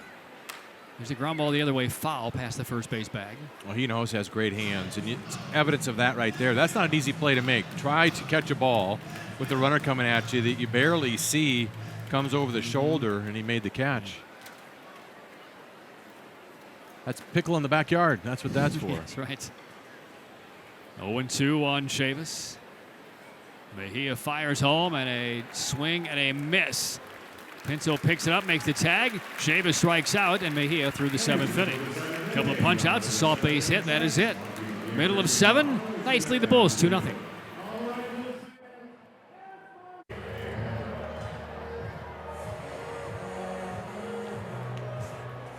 Charlotte on top of Durham. It's a 2-0 game. Bottom of the 7th inning as the fans have just stretched for the final time in this fortnight of a homestand for the Bulls. And on to Nashville for a 6-game series that winds down the first half beginning Tuesday. First pitch down and away on Rene Pinto.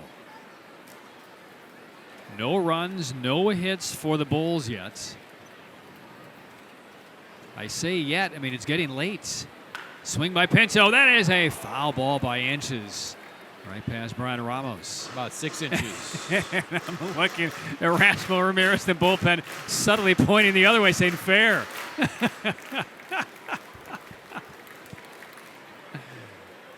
Oh, gosh, he's here. He's here all year. Try the veal. 1-1. Up and away on Pinto. Tip your waitresses and servers. That's right. Pinto has struck out twice tonight. Peralta's pitch, change up, hit the center field. Cutting back, and now to his left is Deloach. And easy balls. Pinto's retired. First out in the 7th inning. That'll bring up Mangum.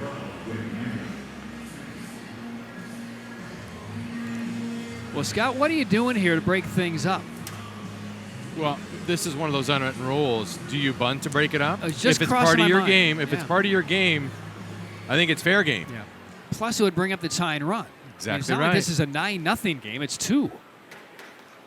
Mangum switch hitter with speed, swings first pitch, carves one toward the bullpen. Walsh giving chase, and this is going to land against the screen on the way down. Strike one.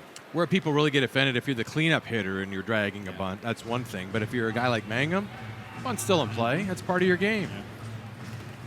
Davey Garcia begins to throw for Charlotte. I mean, they might run through 7 pitchers tonight. And they're 8 outs away from no hitting the Bulls. Off-speed pitch down on Mangum. And again, you mentioned it earlier. The closest the Bulls have been to a hit was that line drive foul a moment ago by Pinto. That's it. Here's the 1-1. Oh, Mangum spins around on a tight fastball. And spun around kind of the opposite way we're accustomed to seeing. He spun counterclockwise. 2-1. That's ball 3 on Jake Mangum. And remember, the Bulls are out of challenges now.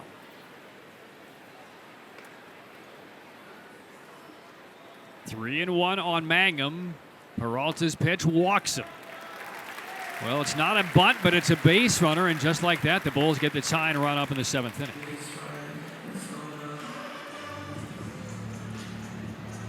We're going to have a pinch hitter for Rob Brantley. It looks like Ronnie Simon's headed out to the on-deck circle for the righty matchup. Yeah. But I think it's a good one because there's a righty getting loose in the pen. You've got the lefty on the hill, switch hitter coming to the plate. Pick your poison from which side. And Ronnie Simon's been swinging a hot bat lately. Yes, he has. So Simon is switch hitter. Saunters toward the plate. Brantley was in the on-deck circle, and I think if Mangum doesn't walk, Brantley bats. But now that Simon represents the tie and run, and he's our team leader in RBIs right now. Simon is hitting .341 in the month of June. 4 doubles, 3 homers, and 9 knocked in. He bats right-handed. Mangum at first, and Peralta delivers. A swing by Simon. Fly ball lofted, left center field. Cutting across is Deloach. Near the track is Payton, and he makes the catch on the warning track. So the first swing of the night for Ronnie Simon, a near miss. A warning track fly ball to left center.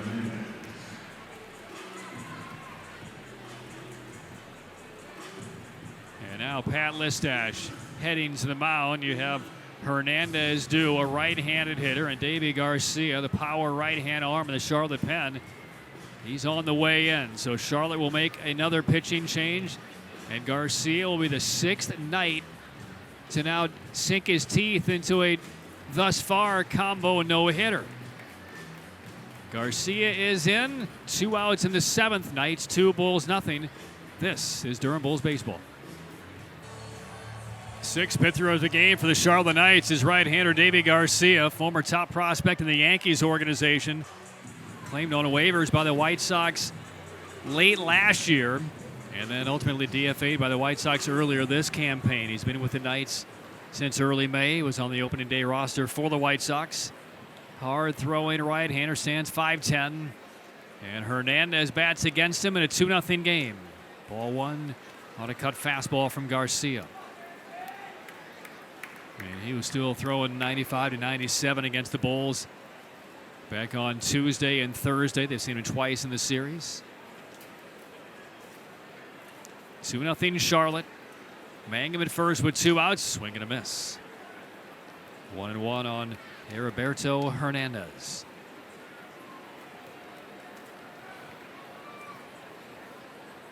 Garcia 7.59 over his dozen games with the Knights. Robinson the target on the outer third. Garcia's pitch. Bouncing ball and a fastball down to third. In between, hop pickup. Ramos, what an attack. And he throws out Hernandez to retire the side. And jogs off the field with a gold chain rattling around his neck and a big smile. He's down the dugout steps and keeps the no-hitter alive. Knights 2, Bulls nothing after 7 from Durham.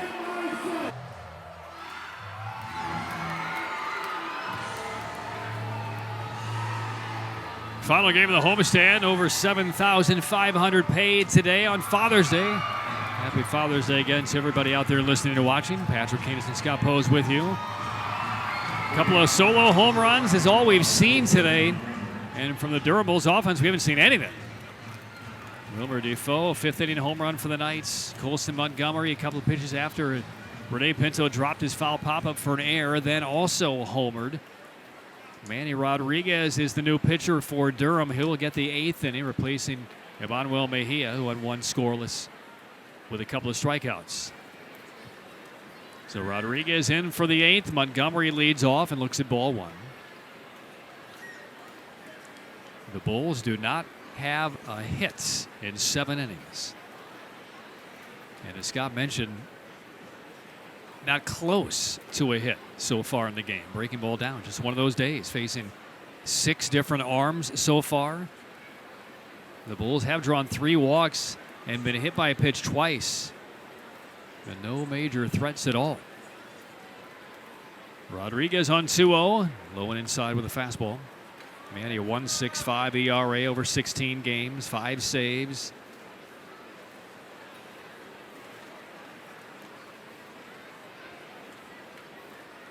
One of those saves in this series. There's ball 4 right at the knees. A 4-pitch walk to Colson Montgomery.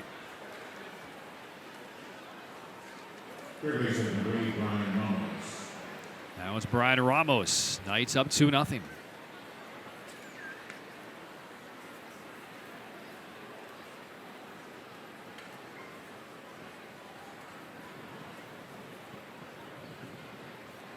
Well, this is the last game going on in our league. Strike 1 on Ramos. Most everything was over before we threw the first pitch.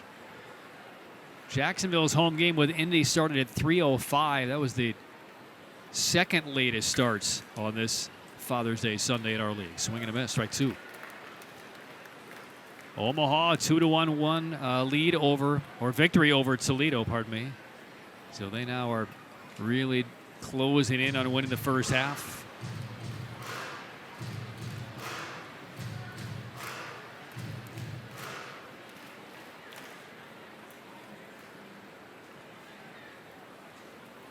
Oh, 0-2. The pitch from Rodriguez outside, knocked down nicely on the backhand by Pinto.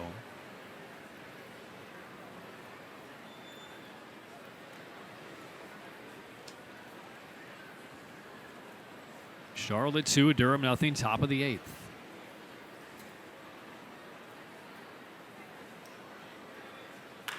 And the pitch grounded hard into left field. A base hit for Ramos. Stopping at second is Montgomery. 2-1 and nobody out against Manny Rodriguez in the 8th inning. Knights already up by 2. And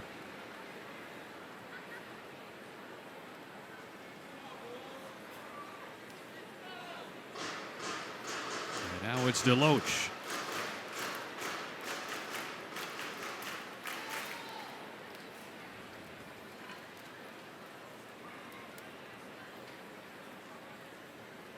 And Rodriguez pitch. Foul off, strike 1.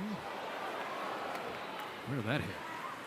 Hit the top of the roof, then down into the stands over the screen. It really surprised some fans down there.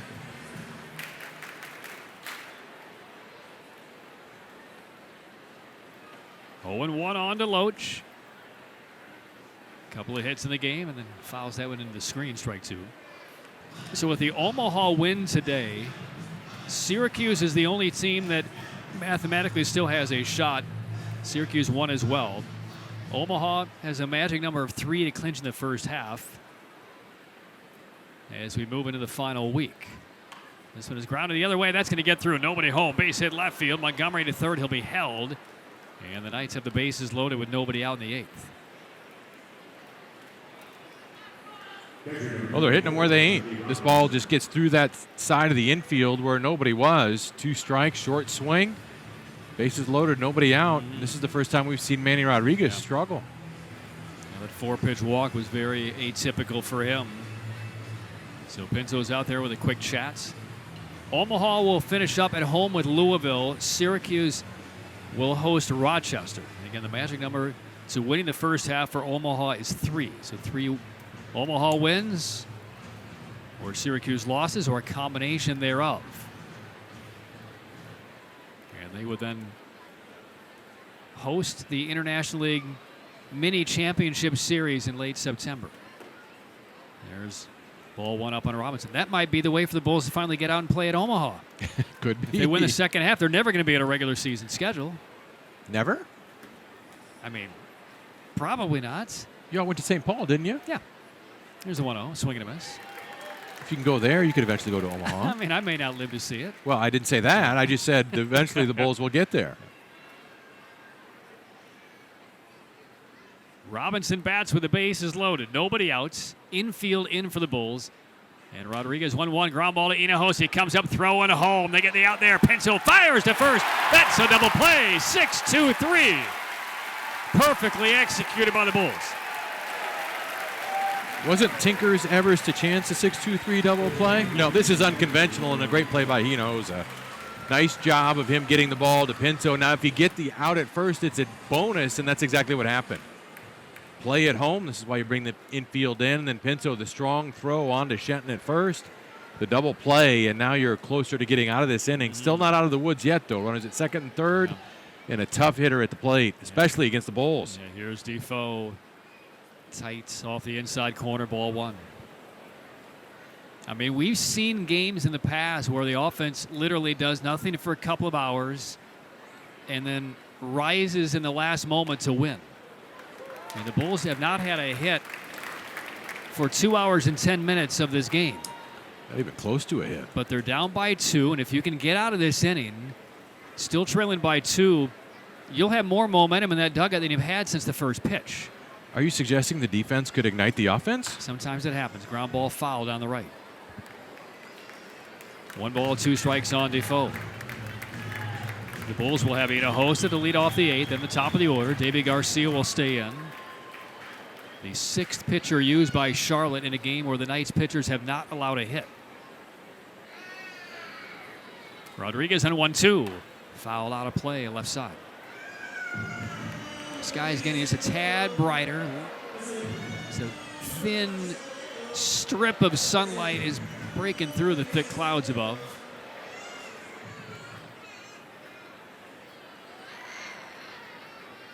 Here's the 1-2. Down with a breaking ball. But that's exactly the pitch that Pinto wanted to see. The shape, the location, because he really had Defoe on that front side. Yeah, that back foot breaking ball, Defoe didn't bite, but it's setting him up for another pitch. 2-2. Fastball loop to left. Here comes Hernandez hustling, diving, and all 3 Bulls outfielders have made spectacular catches in the game. This one saves 2 and keeps the Bulls with a shot to win it. A tremendous play by Hernandez as he gets off a great first step and slides underneath the ball to make the play and save 2 runs. Manny Rodriguez out of a bases loaded, none out jam. And the Bulls feeling as well about themselves as they have all game, and they don't have a hit yet. It's 2-0 Charlotte heading to the bottom of the 8th. 2-0 lead for the Knights, bottom of the 8th. And the Bulls still with a shot in a game where they don't yet have a hit. First pitch on C.J. Hinojosa down for a ball. Davey Garcia gets the bottom of the 8th inning. Came on to retire Hernandez to close out the 7th. And the 1-0-1 C.J. high, 2-0. A walk, a single, loaded the bases with nobody out in the top of the 8th. The Bulls pulled the infield in. Robinson banged into a 6-2-3 double play. As Hinojosa bounds when foul into his dugout. And then a sliding feet forward catch made by Roberto Hernandez in left field, taking away a little bleeder off the bat of Defoe. 2-1. Strike on the outside, Hinojosa. 2 balls and 2 strikes. 2 runs, 9 hits for the Knights. No runs, no hits for the Bulls. Here's Garcia's pitch. Swinging a pop-up, foul territory. Walsh gliding by the screen, and it's in the stands.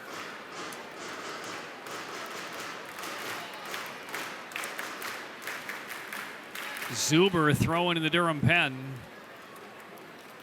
He will get the 9th for the Bulls. Hinojosa waiting on the 2-2. Here it is. Line is center. Carries to Deloach. Now back he goes a couple of steps to make the grab. That might be the hardest ball Durham has hit all game. Squared up, but straight at Deloach. Yeah, ball hit on the nose, but they've got a guy there. Deloach easily makes the play. I love how you break it down. Yeah, there's been a guy there for 150 years. Been there a long time. Got to hit a gap. 1 out. Now Meisner. Garcia home. Swing and a miss. Strike 1. And as a matter of fact, that was the hardest hit ball by a Durham player all game. Here's the 0-1.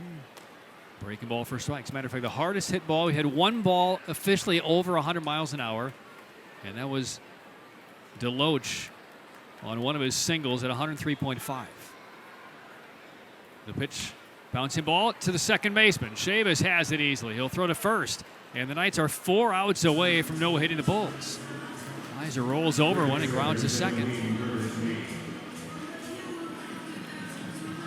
2 outs, and now it's Meade. And look at the Bulls dugout. Mangum and Brantley, they're all kind of banging their palms against the padded railing. Trying to elevate the moment for the Bulls. Swing by Meade. He socks one out to right field. Some sun shining. Remillard with the shades on makes the catch. And the Charlotte Knights have no-hit the Bulls through 8 innings. A 1-2-3-8 by Davy Garcia. And we'll head to the 9th. Charlotte 2, Durham nothing. Knights and Bulls to the 9th inning. Final game of the homestand, and we have some drama here today. Unexpected drama between the 11th place team and the 20th place team late in the first half. Who saw this coming? It's a no-hitter combined so far by the Charlotte Knights. And the Knights will get one more pitcher ready in the bullpen, so this could be a 7-pitcher combo no-hitter if the Knights are able to nail it down. But first, the top of the 9th inning. And Tyler Zuber will come in for the Bulls on his birthday. Happy birthday to Tyler Zuber, turning 29 years of age today. Chat with him briefly in the clubhouse before the game. So Jared Walsh will lead off the 9th against Zuber. His 11th appearance for the Bulls. He's yet to allow a run. Was at big league camp with Cleveland, was let go, did not win a spot, went to the Independent League, the Atlantic League, and was signed by the Tampa Bay Rays from the Long Island Ducks organization. And came to the Bulls a little more than a month ago. He's been very good. Fastball mid-90s. A couple of years big league service time with Kansas City. And he has gotten the attention of the Rays with his success here with the Bulls. 2-ball, no-strike pitch on Walsh. A big rip, and he comes up empty. 93 from Zuber.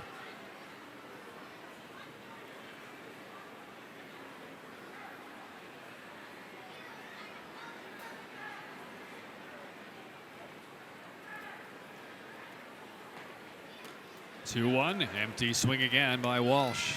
2-2.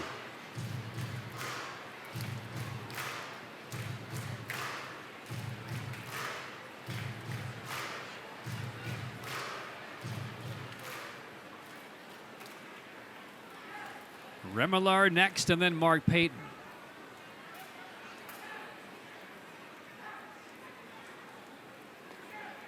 Zuber's delivery, strikes out swinging. Zuber, a fastball above the bounce. Puts Walsh away. Nice recovery. 1 out. Elevated fastball, very tough to catch up to. Zuber gets it by Remillard, and it's a good start to. Gets it by Walsh. Excuse me. Good start to the inning for the Bulls right-hander.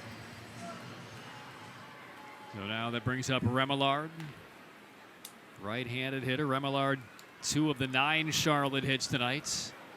And Zuber fires in strike 1. All right, so Scott, I've been going through the list of all-time International League no-hitters over the last few minutes. And I'm back into the 1960s. I guarantee that none of the early no-hitters in this league would ever have maybe 2 pitchers combined, but they're almost all singularly thrown.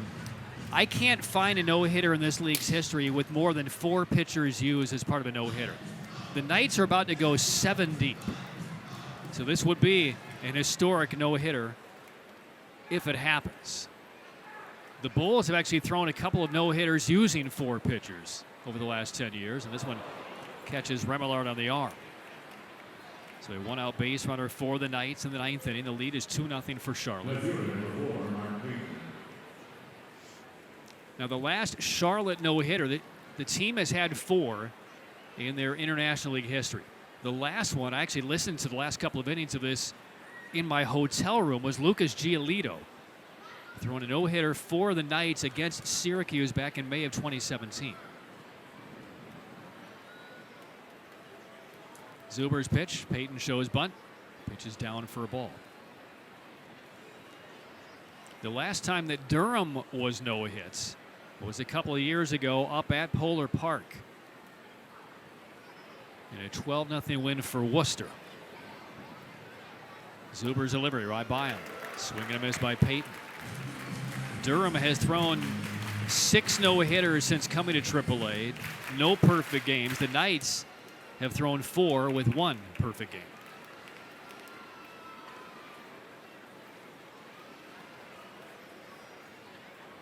One on Payton. Swing and a miss. Big fastball there from Zuber. He's loosening up a bit.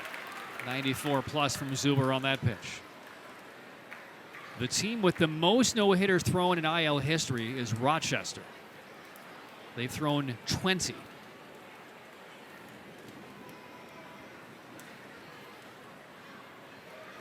Top of the 9th, 2-0 Charlotte. Remillard at first with 1 out. Zuber the grip. Here's the pitch. And Payton did well to send that one spiraling away. The pitch was up. It looked like he almost lost the grip of the bats on that swing as well. Yeah, his top hand came through the zone. That was the only one left on the bat by the end of it. The Bulls in the bottom of the 9th will have Aranda, Shenton, and Pinto. Here's the 1-2. Up and away, ball 2.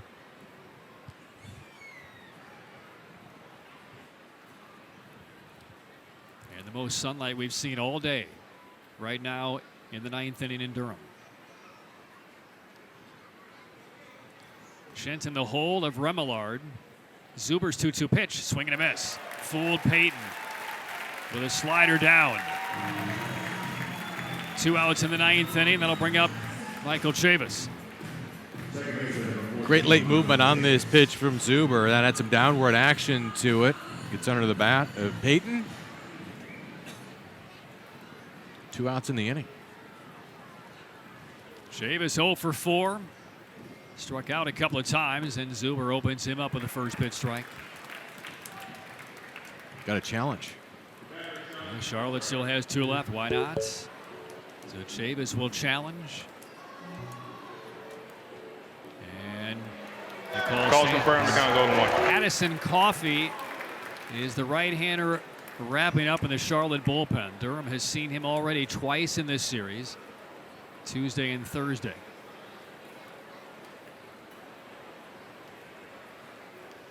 Zuber's 0-1. Check swing. No appeal needed. Strike 2.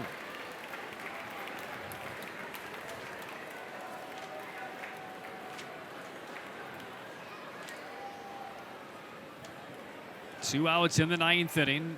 Remillard the runner at first. There he goes. Now he shuts it down, and the pitch is low. And now Pinto wanted to challenge, but the Bulls are out. And Pinto looks down to the ground.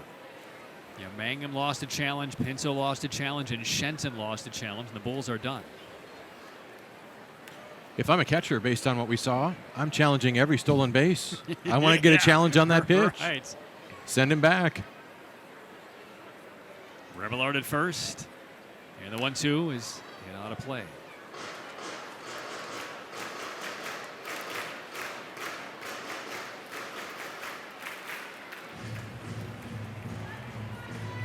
Well, the Bulls have seen Coffey twice in the series. They don't have a hit against him.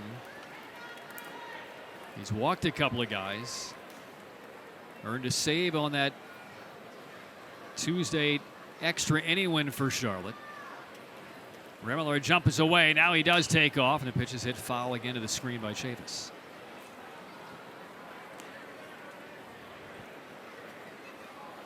Charlotte 2, Durham nothing, top of the 9th. Home run in the 5th by Defoe. Home run in the 6th by Colson Montgomery. Remillard holding and not running, and Zuber fires a little bit wide.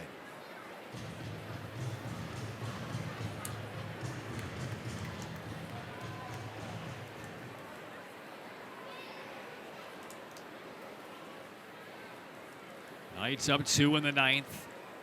Zuber the grip, and now an easy throw to first base on Remillard.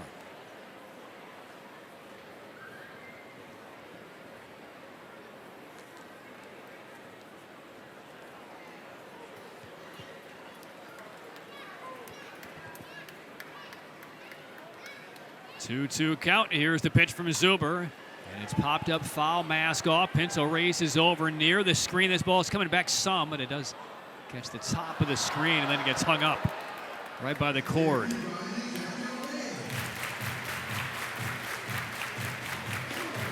Chucky Robinson, the 29-year-old catcher, full gear on in the Charlotte dugout. I mean, the mitt's on his hand. The mask is up on top of his head. He's ready to go back out there and try and catch a no-hitter the same day he was added to the 40.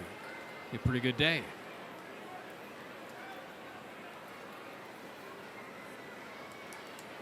Chavis deep in the right-handed box. Remillard runs this time. The pitch is missed, strike 3. Slider from Zuber puts away Chavis. And that's hit for Charlotte in the 9th inning. No runs, no hits, a hit batter, and 1 left. Zuber strikes out 3. Well, it's been over 2 hours and almost a half for the Bulls looking for their first hits. The Knights aiming for their 5th no-hitter in franchise history. 2-0 Charlotte heading to the bottom of the 9th. Well, the Charlotte Knights aiming for history. Bottom of the 9th inning. Charlotte 2, Durham 0. The Knights are on the verge of a no-hitter. They have a 2-0 lead to the Bulls. And Addison Coffey comes on as the 7th pitcher used by Charlotte today. 3 outs away. Jonathan Aranda, one of the top hitters in the entire Rays organization and has been for a couple of years. He will lead off the 9th against Addison Coffey. First pitch from the righty, up and away at 95. Aranda, Shenson, and Pinto for the Bulls. 2 of these 3 made the opening day roster for the Rays. The other would have were it not for an injury in spring. Swinging a tapper foul, spins behind the batter's box. Now the Knights have thrown 4 no-hitters in franchise history in the International League. Lucas Giolito, as I mentioned, in May of 2017 was the last one, no-hitting Syracuse. All 4 have been complete game no-hitters by 1 pitcher. Coffey is their 7th. The pitch. Swinging a pop-up. This is going to be out number 1. Ramos at third. Drifting foul near the Bulls dugout. Makes the catch. And that is out number 25 for the Charlotte Knights. And that'll bring up Austin Shenson. Andre Rienzo threw a no-hitter in 2013 against Indianapolis. Carlos Torres in 2009. That was a 5-inning rain-short no-hitter against Pawtucket. And the first one in Knights International League history came against the Bulls. Tetsu Yofu, the Japanese right-hander, back in 2004. Coffey's delivery, breaking ball, strike 1 on Shenson.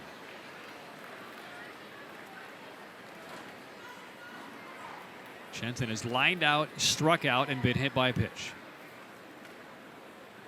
Addison Coffey stabilizes himself, comes home, and just missed. Ball 1.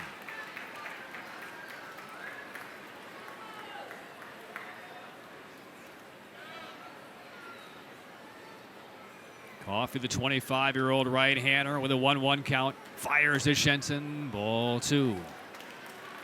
Haven't seen many advantage counts for Bulls batters tonight. And when they've had them, that we've seen some good off-speed stuff thrown to these Bulls hitters. Coffey on 2-1. Swing and a miss. There is Exhibit A, Scott Pose. Slider and a fastball count. I think Chucky Robinson has seen that all day, and he's been going to that. I mean, what a game he's called tonight. Yep. 2 balls and 2 strikes. Robinson now shows the mitt up to Coffey, puts his right knee down, and the pitch to Austin Shenson. A swing and a miss. Strike 3. Shenson strikes out. And the Charlotte Knights are 1 out away from a 7-pitcher no-hitter, which will be the first time ever in International League history. And here is Rene Pinto trying to prevent and block IL history. Right-handed hitting catcher. Coffey's delivery drops in a beautiful cutter.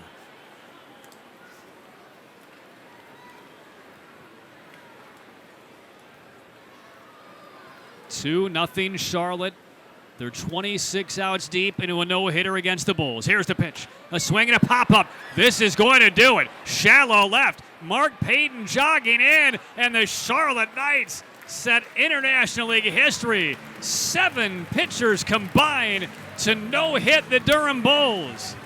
It's the 5th in franchise history at the International League level. Garrett Schoenle in his AAA debut highlights it with the first 3 innings. Fraser Ellard with an inning.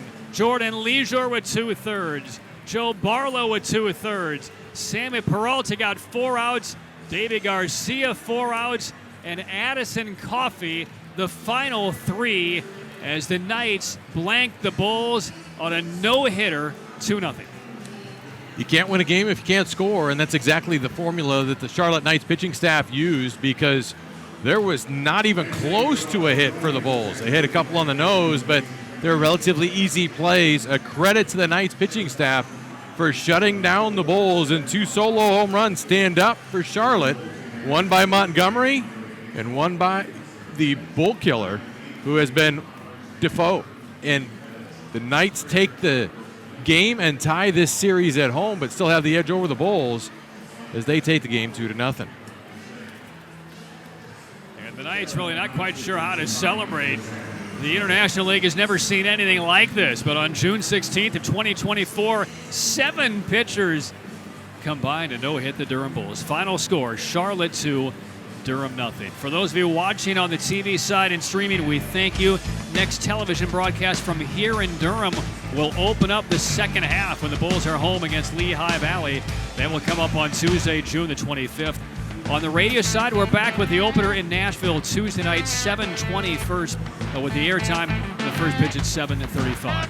On the radio side, stick around. Post-game show coming up. On the TV side, we thank you for watching. Final score, Charlotte 2, Durham 0. Good night and happy Father's Day from the Bull City.